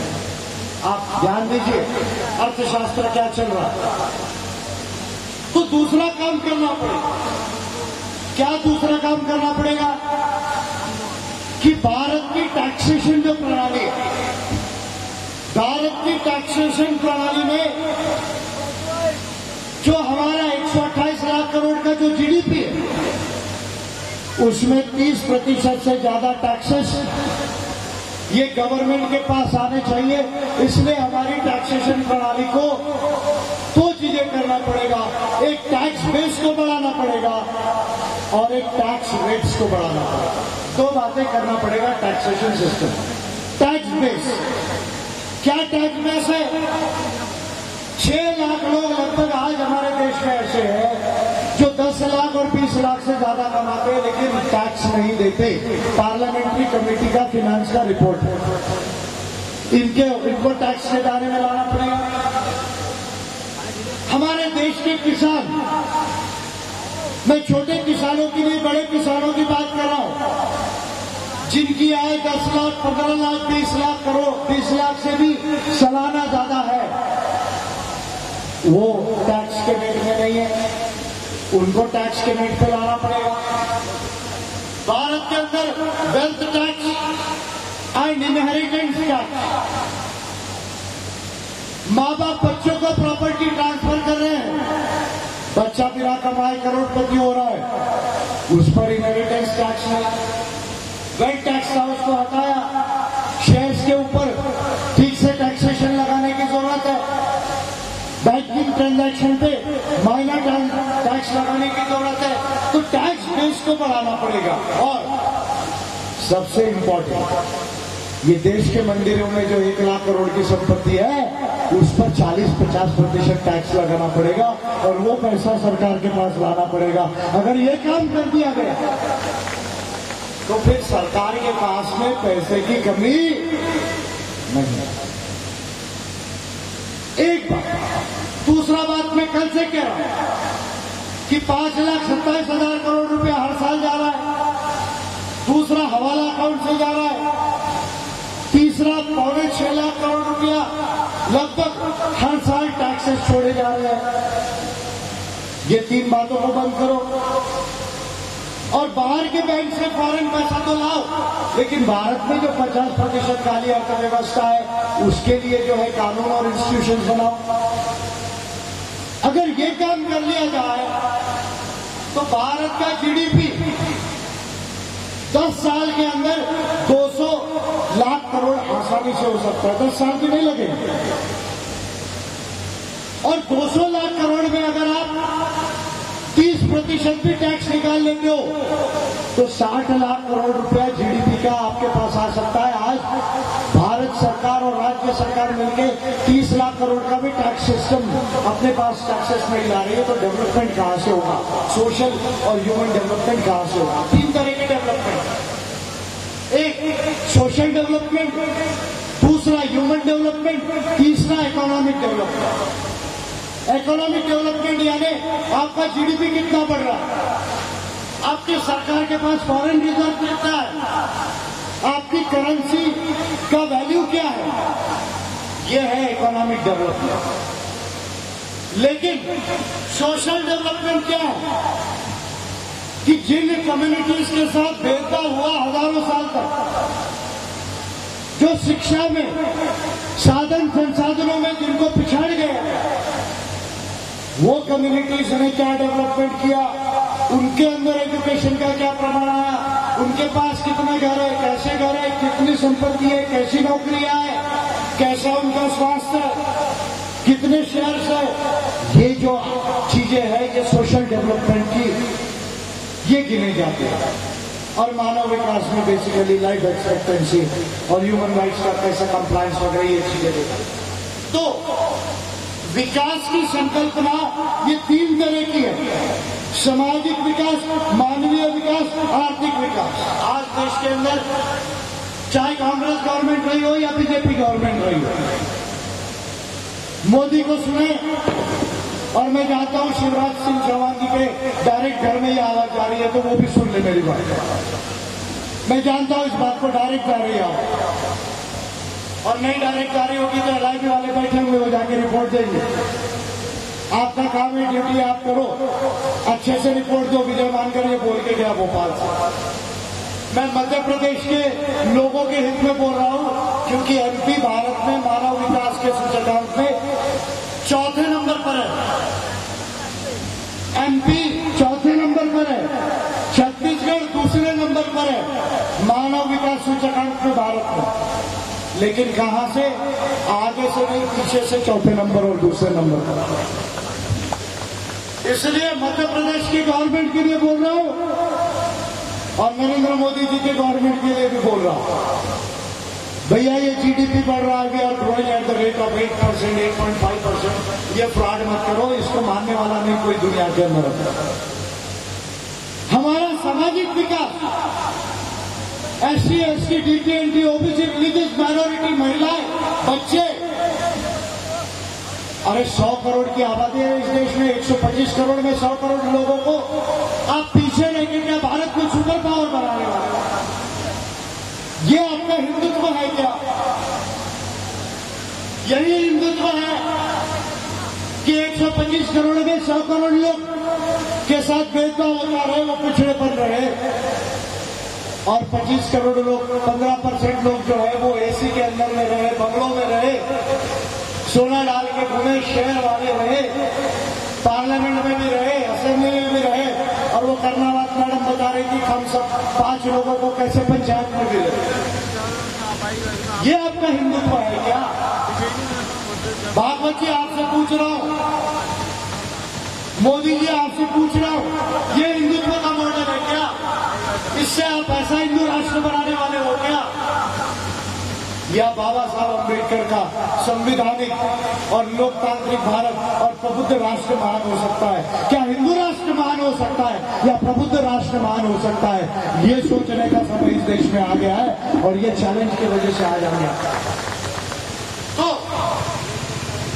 सोशल डेवलपमेंट, ह्यूमन डेवलपमेंट होना, तो टैक्स सिस्टम को सुधारना पड़ेगा, ब्लैक इकोनॉमी को सुधारना पड़ेगा, की एंड कोर सेक्टर्स को स्टेट के अधीन रखना पड़ेगा, साथ में कृषि और मैन्युफैक्चरिंग को, जो आज कृषि और मैन्युफैक्चरिंग 14% और 26%, 40% केवल कृषि और मैन्युफैक्चरिंग में है और 60% सर्विस सेक्टर में है, जबकि कृषि और मैन्युफैक्चरिंग ये लगभग 70% एम्प्लॉयमेंट जो है वो बेयर करती है।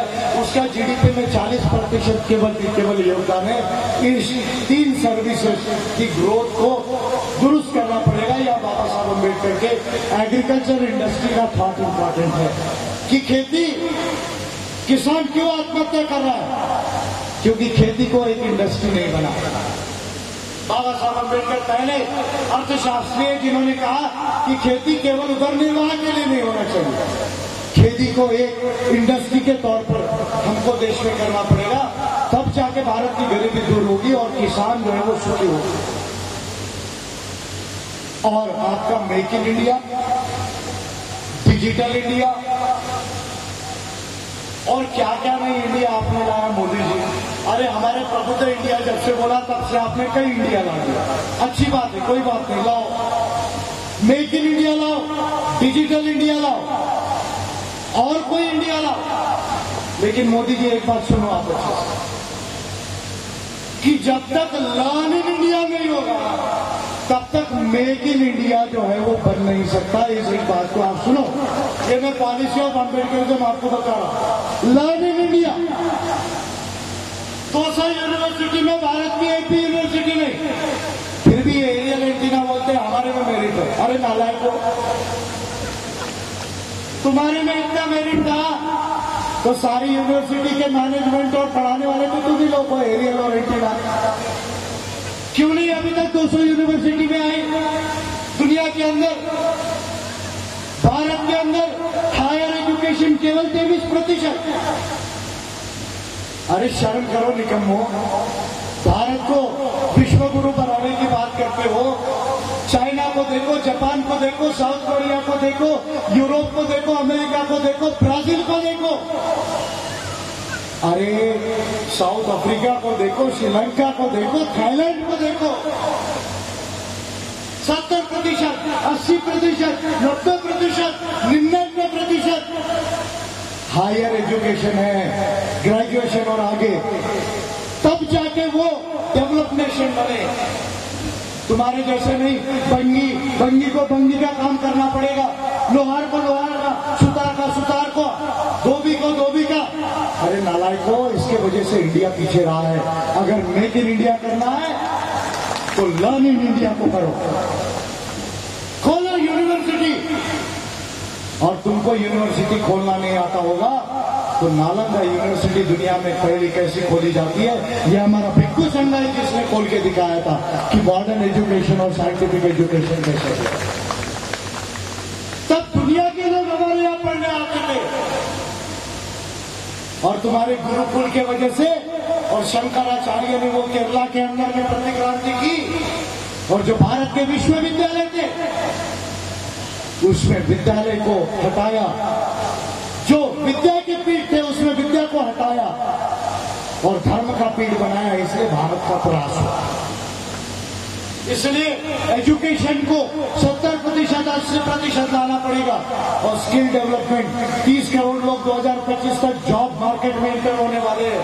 आप केवल 12 करोड़ लोगों को स्किल देने वाले हो डेवलपमेंट। ये गलत है, 30 करोड़ लोगों को देना पड़ेगा, तब जाके इंडिया में डेवलपमेंट नेशन बने। ये अम्बेडकर एक अर्थशास्त्र की मोटी मोटी 3-4 बातें आपको बताओ। उसके बाद individual good, common good, public good, universal. बहुत सुंदर पार्टी का सूत्र। और भगवान बुद्ध की बहुत बात हुई हम तो बैठे हुए हैं सांची के पास, सोनपुर के पास, पता चल रहा था मुझे, किसी ने बताया उज्जैन में भी बड़ा स्तूप निकल रहा है। हम तो बैठे ही है कहा बौद्ध भिक्षु और सम्राट अशोका की सभ्यता थी, और बुद्ध पहले महामानव है दुनिया में जिन्होंने ये फिलहाल ये पॉलिसी दी। क्या पॉलिसी दी? Individual good, common good, public good, universal good. देखो महत्वपूर्ण बात है, तीन बातें कही बुद्ध ने पाली। क्या कही? बहुजन हिताय बहुजन सुखाय, बहुजन हिताय बहुजन सुखाय। अब किसी ने सर्वजन किया तो वो कहीं के नहीं रहे, अभी वो नौजन हो गए। जिन्होंने बहुजन को सर्वजन किया वो नौजन हो गए। तो इसलिए यूपी के बहुत साथी है मेरे, मुझे यूपी से बहुत प्यार है। यूपी में मैं जा रहा हूं, यूपी के अंदर से अम्बेडकराइट रेवोल्यूशन की शुरुआत हो चुकी है, आपको न्यूज दे रहा हूं। और अम्बेडकराइट रेवोल्यूशन यूपी से जो है पूरे भारत में एम्बेसडर में लाएगा, और यूपी के हमारे लोग जो है उसको लाएंगे। ये बात जो है मैं आपके यहां से डिक्लेयर करना चाहता हूं। तो बहुजन हिताय बहुजन सुखाय भवतु सप्त मंगलम सब्बे सत्ता सुखी होन्तु, सब्बे सत्ता सुखी होन्तु, सब्बे सत्ता सुखी होन्तु। आप देखो पहले महामानव है बुद्ध दुनिया में जिन्होंने कहा बहुजन हिताय बहुजन सुखाय, यानी जिनके साथ भेदभाव हुआ, ऐसे जो लोग हैं जो मेजॉरिटी में हैं, उनका कल्याण की पॉलिसी होनी चाहिए। डिस्क्रिमिनेशन को समाप्त करके मेजॉरिटी लोग सुखमय होना चाहिए। भवतु सत्म मंगलम, अरे जितने भी लोग हैं दुनिया में उनका मंगल होना चाहिए, ऐसी नीति होना चाहिए। और उसके आगे जाकर बुद्ध कहते हैं भवतु सभ्य मंगलम के बाद सभ्य सत्ता सुखी होन्तु, यानी केवल मनुष्य ही नहीं, जहां जहां इस यूनिवर्स में जीव है उन सबके कल्याण का पॉलिसी होना चाहिए। और इसलिए मैं कहता हूं कि धम्म और आम्बेडकरिज्म ये वैश्विक विचारधारा है। कहीं यूनिवर्स में कहीं और भी लाइफ है तो वहां पर आम्बेडकरिज्म और धम्म अप्लाई होता है। इसलिए आप लोगों से कहना चाहता हूं कि अब केवल पासपोर्ट निकालने से काम नहीं चलेगा। एम्बेसी के ऑर्गेनाइजर्स को पर्टिकुलरली करता हूं, भारत के लोगों को कहता हूं जो बाबा साहब की विचारधारा जानते हैं और फॉरेन में ले जाना चाहते हैं, उनको अब पासपोर्ट निकालने से काम नहीं चलेगा।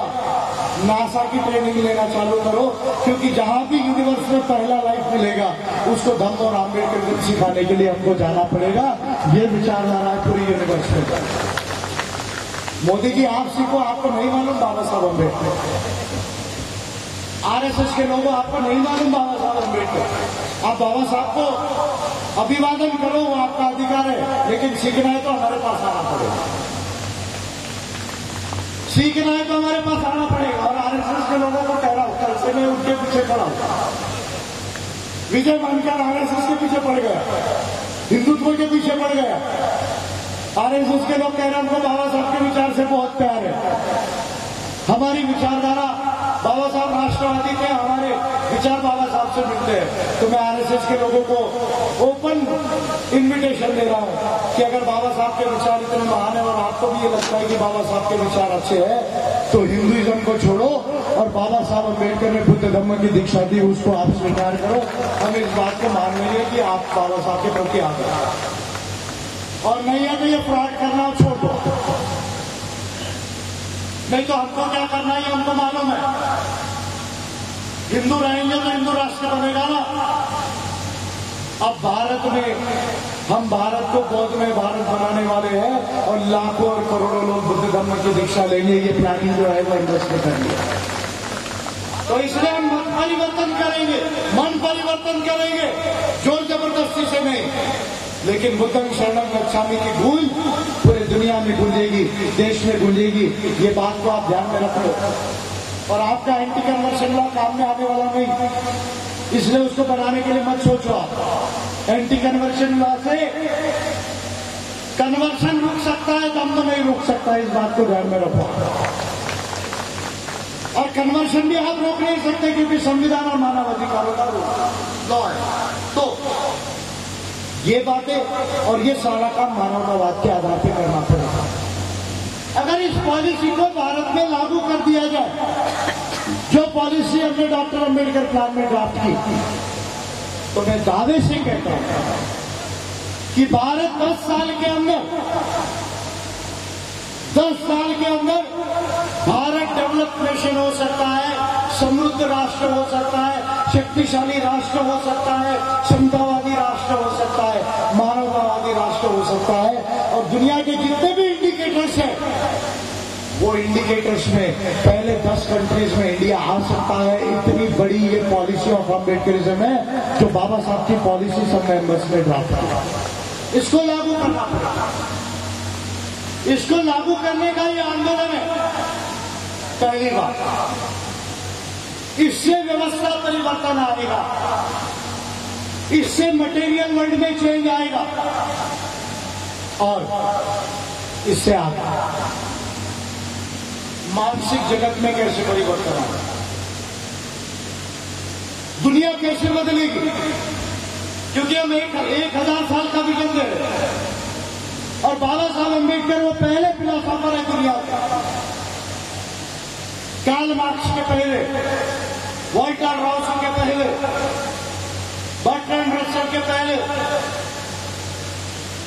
या वैलेंटिनी रॉल्स नैगल जैसे जो अभी के फिलोसोफर्स हैं, पॉलिटिकल एंड मॉरल फिलोसोफर्स हैं, उनके पहले 2 बातें बाबा साहब ने क्या कही। सेकेंड वर्ल्ड वॉर के समय बाबा साहब अम्बेडकर ने इस बात को कहा। सेकेंड वर्ल्ड वॉर का स्टैंड बाबा साहब अम्बेडकर का वेरी वेरी रेडिकल, और उसका जो ग्लोबल व्यू है, वर्ल्ड व्यू है, वो समझने लायक है, देखने लायक। क्या कहते बाबा साहब कि इस युद्ध के बाद जो युद्ध डेमोक्रेसी और डिक्टेटरशिप के बीच का युद्ध है, हमको ये देखना चाहिए कि न्याय के आधार पर दुनिया की स्थापना हो। ये कहने वाले बाबा साहब अम्बेडकर जॉन रॉल्स के 30 साल पहले फिलोसोफर। आज थॉमस नैगल, लॉरा वैलेंटिनी जैसे जो दार्शनिक है, वो इस बात पर सोच रहे हैं कि दुनिया में जस्टिस के आधार पर वर्ल्ड कैसे बन सकता है। 60 साल बाद, 60 साल बाद बाबा साहब अम्बेडकर, जॉन रॉल्स के 30 साल पहले बाबा साहब अम्बेडकर पहले फिलोसोफर है जिन्होंने कहा कि ये लड़ाई के बाद दुनिया की रचना जस्टिस के आधार पर होना चाहिए और तभी जाके मॉडर्न वर्ल्ड बने। मॉडर्न वर्ल्ड आधुनिक जगत, जिस आधुनिक जगत में व्यक्ति ही अंत हो, कोई वर्ग नहीं, कोई धर्म नहीं, व्यक्ति अंत हो, व्यक्ति की स्वतंत्रता, उसका अस्तित्व, उसके अधिकार, ये एंड होना चाहिए। और ऐसे जगत में समाज, सोसाइटी, ये समता, स्वतंत्रता, बंधुता के सामाजिक सहजीवन पर बेस्ड होना चाहिए। दुनिया की आर्थिक और सामाजिक पुनर्रचना, दुनिया के समाजों की पुनर्रचना ये समता, स्वतंत्रता, बंधुता के आधार पर करके मॉडर्न वर्ल्ड जस्टिस के आधार पर बनाया जाना चाहिए। ये बात कहने वाले बाबा साहब अम्बेडकर पहले विद्वान, पहले फिलोसोफर थे। आज संयुक्त राष्ट्र आया, संयुक्त राष्ट्र के अंदर WTO, IMF, वर्ल्ड बैंक या संयुक्त राष्ट्र में भी कंट्रीज की समानता नहीं, लोगों के लिए अधिकार की गारंटी का प्रोविजन नहीं है। बाबा साहब अम्बेडकर ने इसकी जस्टिस की थ्योरी दी, मॉडर्न वर्ल्ड की थ्योरी दी।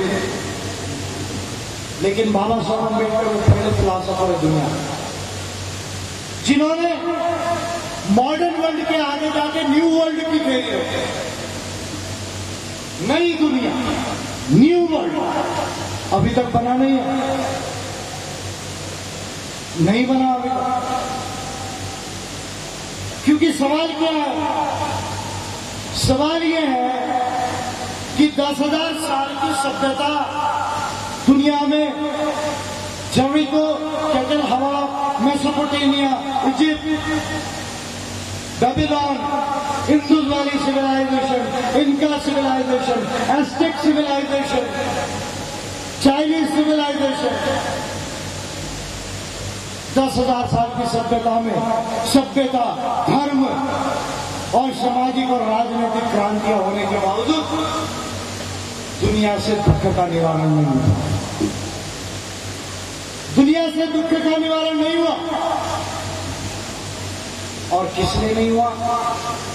क्योंकि इंसान ने इंसान के साथ किस तरह जीना, इंसान ने इंसान के साथ किस तरह जीना और किस तरह का एनलाइटनमेंट होना चाहिए, प्रबुद्धवाद होना चाहिए, किस तरह की वर्ल्ड ऑर्डर होना चाहिए, दुनिया की व्यवस्था होना चाहिए। इसी पर न धर्मों ने दर्शन दिया, विचार दिया, न सामाजिक और राजनीतिक क्रांतियों ने इस पर विचार दिया। इसलिए बाबा साहब अम्बेडकर खुद और उनके धर्म में सबसे बड़ा सवाल उठाते हैं कि मानव दुख का निवारण कैसे किया जा सकता है। बुद्ध के धर्म का अगर कोई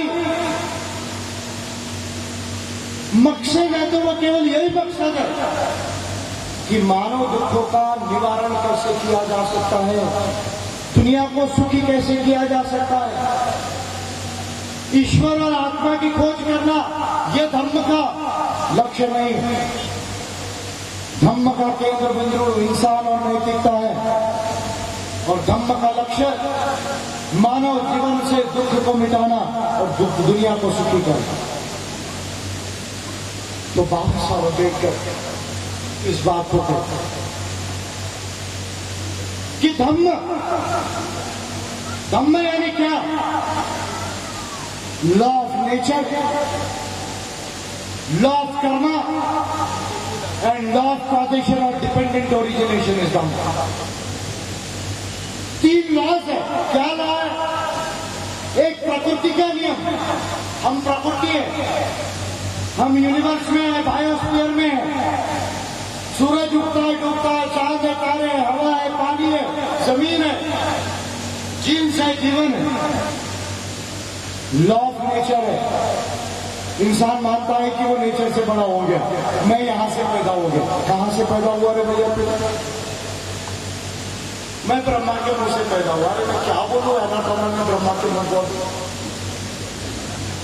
मैं ब्रह्मा के मुंह से पैदा हुआ तो बायोलॉजी में, मेडिकल साइंस में ब्रह्मा के मुंह को क्या बोलना चाहिए? बोलूंगा नहीं, आपको विचार करने के लिए छोड़ देता हूं। इंसान सोचता है मैं सुपर हो गया, इसलिए मेरा चलना चाहिए, मैं पुरोहित, मैं पंडा, मैं हवन करूंगा, तू शूद्र, तू वर्णवान, मुझे मेरी सुनना पड़ेगा, तू क्षत्रिय है तो भी गुलाम है। सबसे बेस्ट स्लेव क्षत्रिय है वर्णन सिस्टम में। अगर कोई है तो सुनो, ज्यादा नहीं बोलूंगा, नहीं तो शांति पर वो जाके पढ़ूंगा हमारा परशुराम ने क्या किया और उसके बाद क्या क्या हुआ, तो मैं बोलूंगा नहीं। लेकिन लॉ ऑफ नेचर और इंसान अगर इंसान के साथ कैसे जीना चाहिए तो लॉ ऑफ कर्मा डिसाइड करता है। क्या वो कर्म कुशल है या अकुशल है? क्या वो कर्म प्रज्ञा से किया गया है या नहीं किया गया? क्या वो कर्म करुणा और मैत्री से किया गया है या नहीं किया गया? इस कर्म से मानव और मानव के बीच का संबंध डिसाइड होता है, ईश्वर के आदेश से डिसाइड नहीं होता। लॉ ऑफ कर्मा से डिसाइड होता है कि आपने और मैंने एक दूसरे के साथ कैसे रहे। और law of causation and dependent origination यानी ये सृष्टि को निर्माण करने वाला कोई ईश्वर नहीं, नेचर के फोर्स से, माइंड और मैटर के फोर्स से ये यूनिवर्स निर्माण हुआ है और बनता है, बिगड़ता है। ये लॉ ऑफ कॉजेशन है, ये लॉ ऑफ डिपेंडेंट ओरिजिनेशन। ये दम्मा क्या दम्मा है? law of nature, law of karma, law of causation or dependent origin. Is Dhamma. Universal humanism and universal morality is Dhamma. Truth, that is reason, science, rationality is Dhamma. Equality, liberty, fraternity, justice is Dhamma. Welfare of all human beings and well-being of all living beings is Dhamma. यानी धम्म क्या है? वैश्विक मानवता और नैतिकता यानी धम्म है। विज्ञान यानी तर्क यानी तर्कवाद, सत्य ये धम्म है। समता, स्वतंत्रता, बंधुता, न्याय ये धम्म है। सारे मानवों का कल्याण और सारे जीवित प्राणियों का कल्याण ये धम्म है। तो बाबा साहब अम्बेडकर ये कह रहे हैं कि जब तक धम्म के आधार पर ट्रांसफॉर्मेशन ऑफ माइंड, इंसान के माइंड का ट्रांसफॉर्मेशन नहीं होगा, एनलाइटनमेंट नहीं आएगा, प्रबुद्धवाद नहीं आएगा, और जब तक इसके आधार पर दुनिया की पुनर्रचना नहीं की जाएगी, तब तक नई दुनिया नहीं बन सकती और सही मायने में दुखों का निवारण नहीं हो सकता और दुनिया सुखी नहीं हो सकती। तो इसलिए अम्बेडकरिज्म ये वैश्विक विचारधारा, ये केवल बहुजन लिबरेशन ही नहीं करती।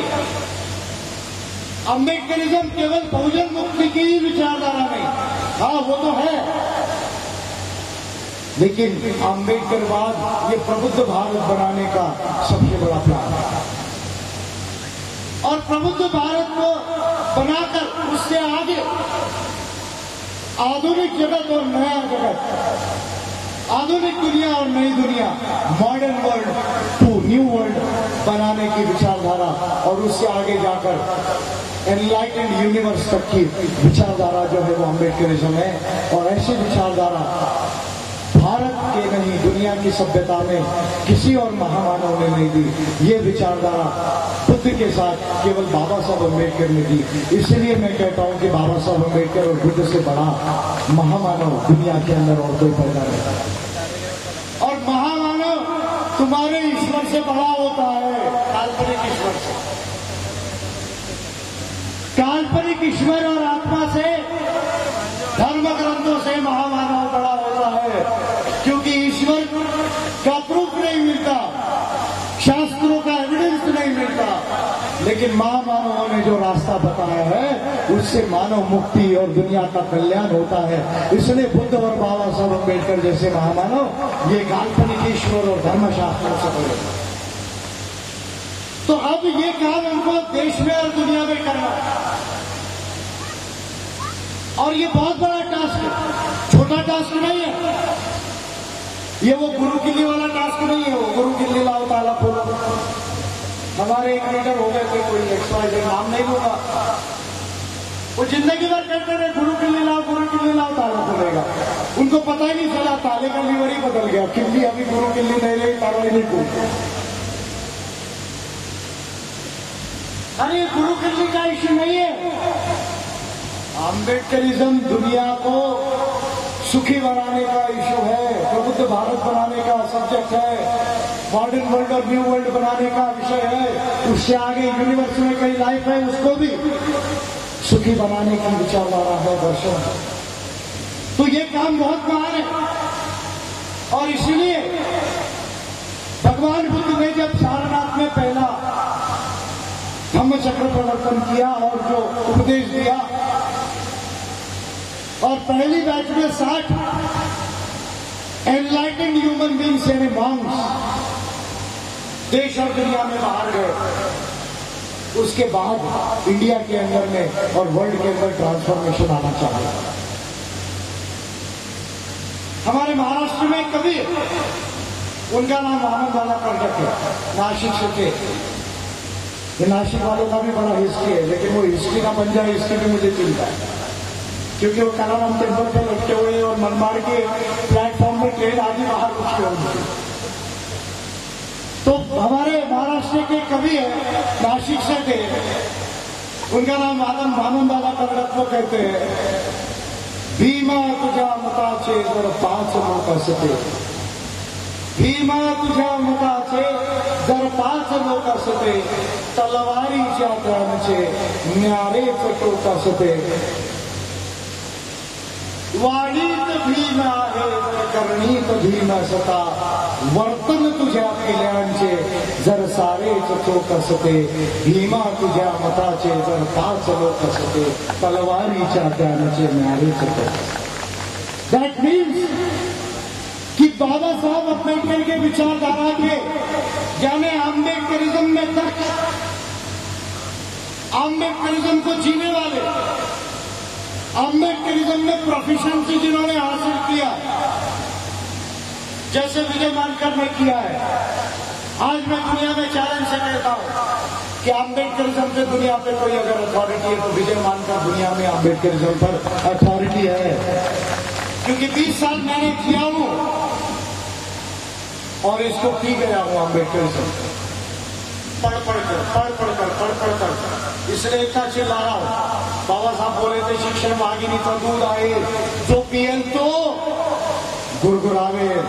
पण तुम्ही गुरगुरावत नाही, कारण तुम्ही वाघिणीचं दूध नाही पिलेलं आहे, तुम्ही जे आहे मांजरीचं दूध पिलेलं आहे. नाही कळलं तुम्हाला? मांजर. अरे 100 करोड़ लोग, 700 करोड़ में 100 करोड़, 121 करोड़ में 100 करोड़ लोग, 3.5% लोग गुलाम है. क्यों? मेंटल स्लेवरी है, माइंड लिबरेट नहीं. मेंटल स्लेवरी है, माइंड लिबरेट नहीं हुआ. जिस दिन बहुजनों का माइंड लिबरेट हो जाएगा, मैं चैलेंज से कहता हूं, ये एरियल और एंटीना भाग जाएगा देश से. एरियल और एंटीना भाग जाएगा देश से, ब्राह्मणवाद समाप्त हो जाएगा. 100 करोड़ लोगों को कोई गुलाम नहीं बना सकता. दुनिया में ऐसी कोई ताकत नहीं कि 100 करोड़ लोगों को गुलाम बना सके, अगर हम अपने माइंड को फ्री कर दें. अगर हम अपने माइंड को फ्री कर दे, माइंड को लिबरेट करें, तो कोई माई का लाल नहीं इस देश के अंदर और दुनिया के अंदर, कोई आरएसएस नहीं, बीएचपी नहीं और बजरंग दल नहीं है, और कोई बीजेपी नहीं है कि इस देश में 100 करोड़ लोगों को गुलाम बन सके. अगर वो अम्बेडकरिज्म को अडॉप्ट कर लेते हैं तो देश और दुनिया हमारे पास है. पर इसके लिए आपको पढ़ना पड़ेगा, जीना पड़ेगा, काम करना पड़ेगा, 24 घंटे उसमें रहना पड़ेगा. तो हमको 20,000 ऐसे ऑर्गेनाइजर बनाना है देश में. 750 लोगों को मैंने ट्रेनिंग दी. वर्ल्ड सेंटर ऑफ अम्बेडकरिज्म हम नागपुर में बनाने का प्लानिंग कर चुके हैं. थोड़ी फॉर्मेलिटी हो जाए तो हम उसको बनाएंगे. और अगर वर्ल्ड सेंटर ऑफ अम्बेडकरिज्म बनेगा, मैं केवल 42 साल का हूं और मेरे को अभी और कुछ 70 साल तक होता नहीं है, क्योंकि मैं बाबा साहब अम्बेडकर भगवान बुद्ध का सही लड़का हूं और बुद्धिस्ट मार्शल आर्ट्स के प्रिंसिपल्स को भी जानता हूं. इसलिए मेरे को जनरली 70 साल तक कुछ नहीं होगा, जब तक आप लोग ना मारना चाहोगे. बात ध्यान में आ रही है कि आपको नहीं आ रही? आपको आएगी. तो 42 साल का हूं, अगर 1 साल में 5 भी ट्रेनिंग दी तो 1,500 से 2,000 लोगों को हम ट्रेन कर सकते. 10 साल के अंदर 20,000 ऑर्गेनाइजर बनाना, 5 लाख केडर, 50 लाख केडर देश में बनाना है. देश के 29 स्टेट में, 500 जिलों में, हर जिले में, हर तहसील में, हर वार्ड में, हर ब्लॉक में संघ का केडर बनाना. एपीआई की कमेटीज बनेगी, साथ में कार्य करेंगे एपीआई के. और 50 लाख केडर और 20,000 ऑर्गेनाइजर अगर इस देश में हम बना दिए, और अम्बेडकरिज्म जिसको हमने इस नेशनल प्लान के अंदर में लिखा हुआ है, ये हमारा कॉन्स्टिट्यूशन है मूवमेंट का. अगर इसके आधार पर हम जो प्लान बनाए एम्बस का, उसके साइंस के हिसाब से अगर काम करें, तो मैं दावे से कहता हूं कि 2036 तक अम्बेडकरिज्म कामयाब होगा और प्रबुद्ध भारत का निर्माण होगा. और उसके आगे प्रबुद्ध विश्व की जो है वो निर्मित जो है वो इस दुनिया में होगी. तो इसलिए ये काम हमको करना, केवल स्लोगन में नहीं जीना, ऑर्गेनाइजर कैडर बनना, कमिटेड एंड प्रोफिशिएंट अम्बेडकराइट बनना. इंटेलेक्चुअल और मॉरल लीडरशिप देना। और ये काम हम कर सकते हैं। क्यों? क्योंकि मैं बार बार कहता हूं, अपनी बात को समाप्ति की तरफ ला रहा हूं, कि दुनिया में किसी के पास बहुत संपत्ति होगी, हो सकता है Bill Gates, Warren Buffett, Ambani बहुत अमीर होंगे। अपनी बात को समाप्त कर रहा हूं। हो सकता है दुनिया के पास ऐसे लोग हैं जिनके पास राजनीतिक सत्ता होगी, ये उनकी धरोहर होगी। उनके पास पैसा होगा, उनके पास राजनीतिक सत्ता हो सकती है, उनकी धरोहर होगी। लेकिन पूरी दुनिया में एक चीज किसी के पास नहीं जो केवल हमारे पास है। कौन सी वो चीज है जो दुनिया के पास नहीं, किसी के पास नहीं, हमारे पास है? और वो है भगवान बुद्ध और बाबा साहब की दी हुई विचारधारा, अम्बेडकरिज्म और धम्म हमारे पास है, जो दुनिया में और किसी के पास नहीं। और यही मानव मुक्ति का रास्ता है। इसलिए अब भारत को और दुनिया को हम रास्ता दिखाने वाले हैं। अब भारत को और दुनिया को हम रास्ता दिखाने वाले हैं। पर उसके लिए हमको बाबा साहब अम्बेडकर जैसा बनना पड़ेगा, बुद्ध जैसा बनना पड़ेगा। और ये काम संघ बस कर रहा है। और ये 125वां साल अभी चालू हो गया है जयंती का। अगले साल 125वीं जयंती है बाबा साहब अम्बेडकर की। पूरे देश और दुनिया में बड़े पैमाने पर मनाई जाएगी। और संघ एम्बस ने स्वयं 1 साल का पूरा प्रोग्राम डिसाइड किया है। और 1 मिलीनियम का 1000 साल का विजन हम लेकर जा रहे हैं। और 1 साल देश के हर स्टेट के कैपिटल में ये प्रोग्राम होंगे। और अगले साल अभी से आपको फ्री रहना है। 13, 14, 15 अप्रैल सबको अभी से इन्विटेशन दे रहा हूं। देश में जहां पर भी होगा डॉक्टर अंबेडकर महात्मा फुले जयंती का राष्ट्रीय आयोजन आज के प्रोग्राम से 50 गुना 100 गुना बड़ा होगा। उसका स्टैंडिंग इन्विटेशन में आज ही आप लोगों को दे रहा हूं। जहां पर भी इंडिया में होगा सब लोग अभी से रिजर्वेशन करा के रखो, आपको आना है। और वर्ल्ड लेवल पर हम ये सेलिब्रेशन करने जा रहे हैं। और बाबा साहब अम्बेडकर बुद्ध के साथ दुनिया के महामानव हैं। एक बुद्ध है, एक मॉडर्न बुद्ध है। ये बात हम एस्टैब्लिश करने वाले हैं और प्रबुद्ध भारत का निर्माण करेंगे, प्रबुद्ध विश्व की तरफ जाएंगे। ये काम और किसी के विचारधारा से नहीं हो सकता। ये काम केवल बाबा साहब अम्बेडकर की विचारधारा अर्थात अम्बेडकरिज्म से हो सकता है। इसलिए अम्बेडकरिज्म ये वैश्विक विचारधारा है, वैश्विक तत्व ज्ञान है और वैश्विक नीति है और मानव मुक्ति और दुनिया की पुनर्रचना का मार्ग है। इसी से मानव मुक्ति होगी और दुनिया सुख नहीं होगी। ऐसी बात कहते हुए अपनी बात को यहीं समाप्त करता हूँ। जय भीम, जय फुले, जय प्रबुद्ध भारत।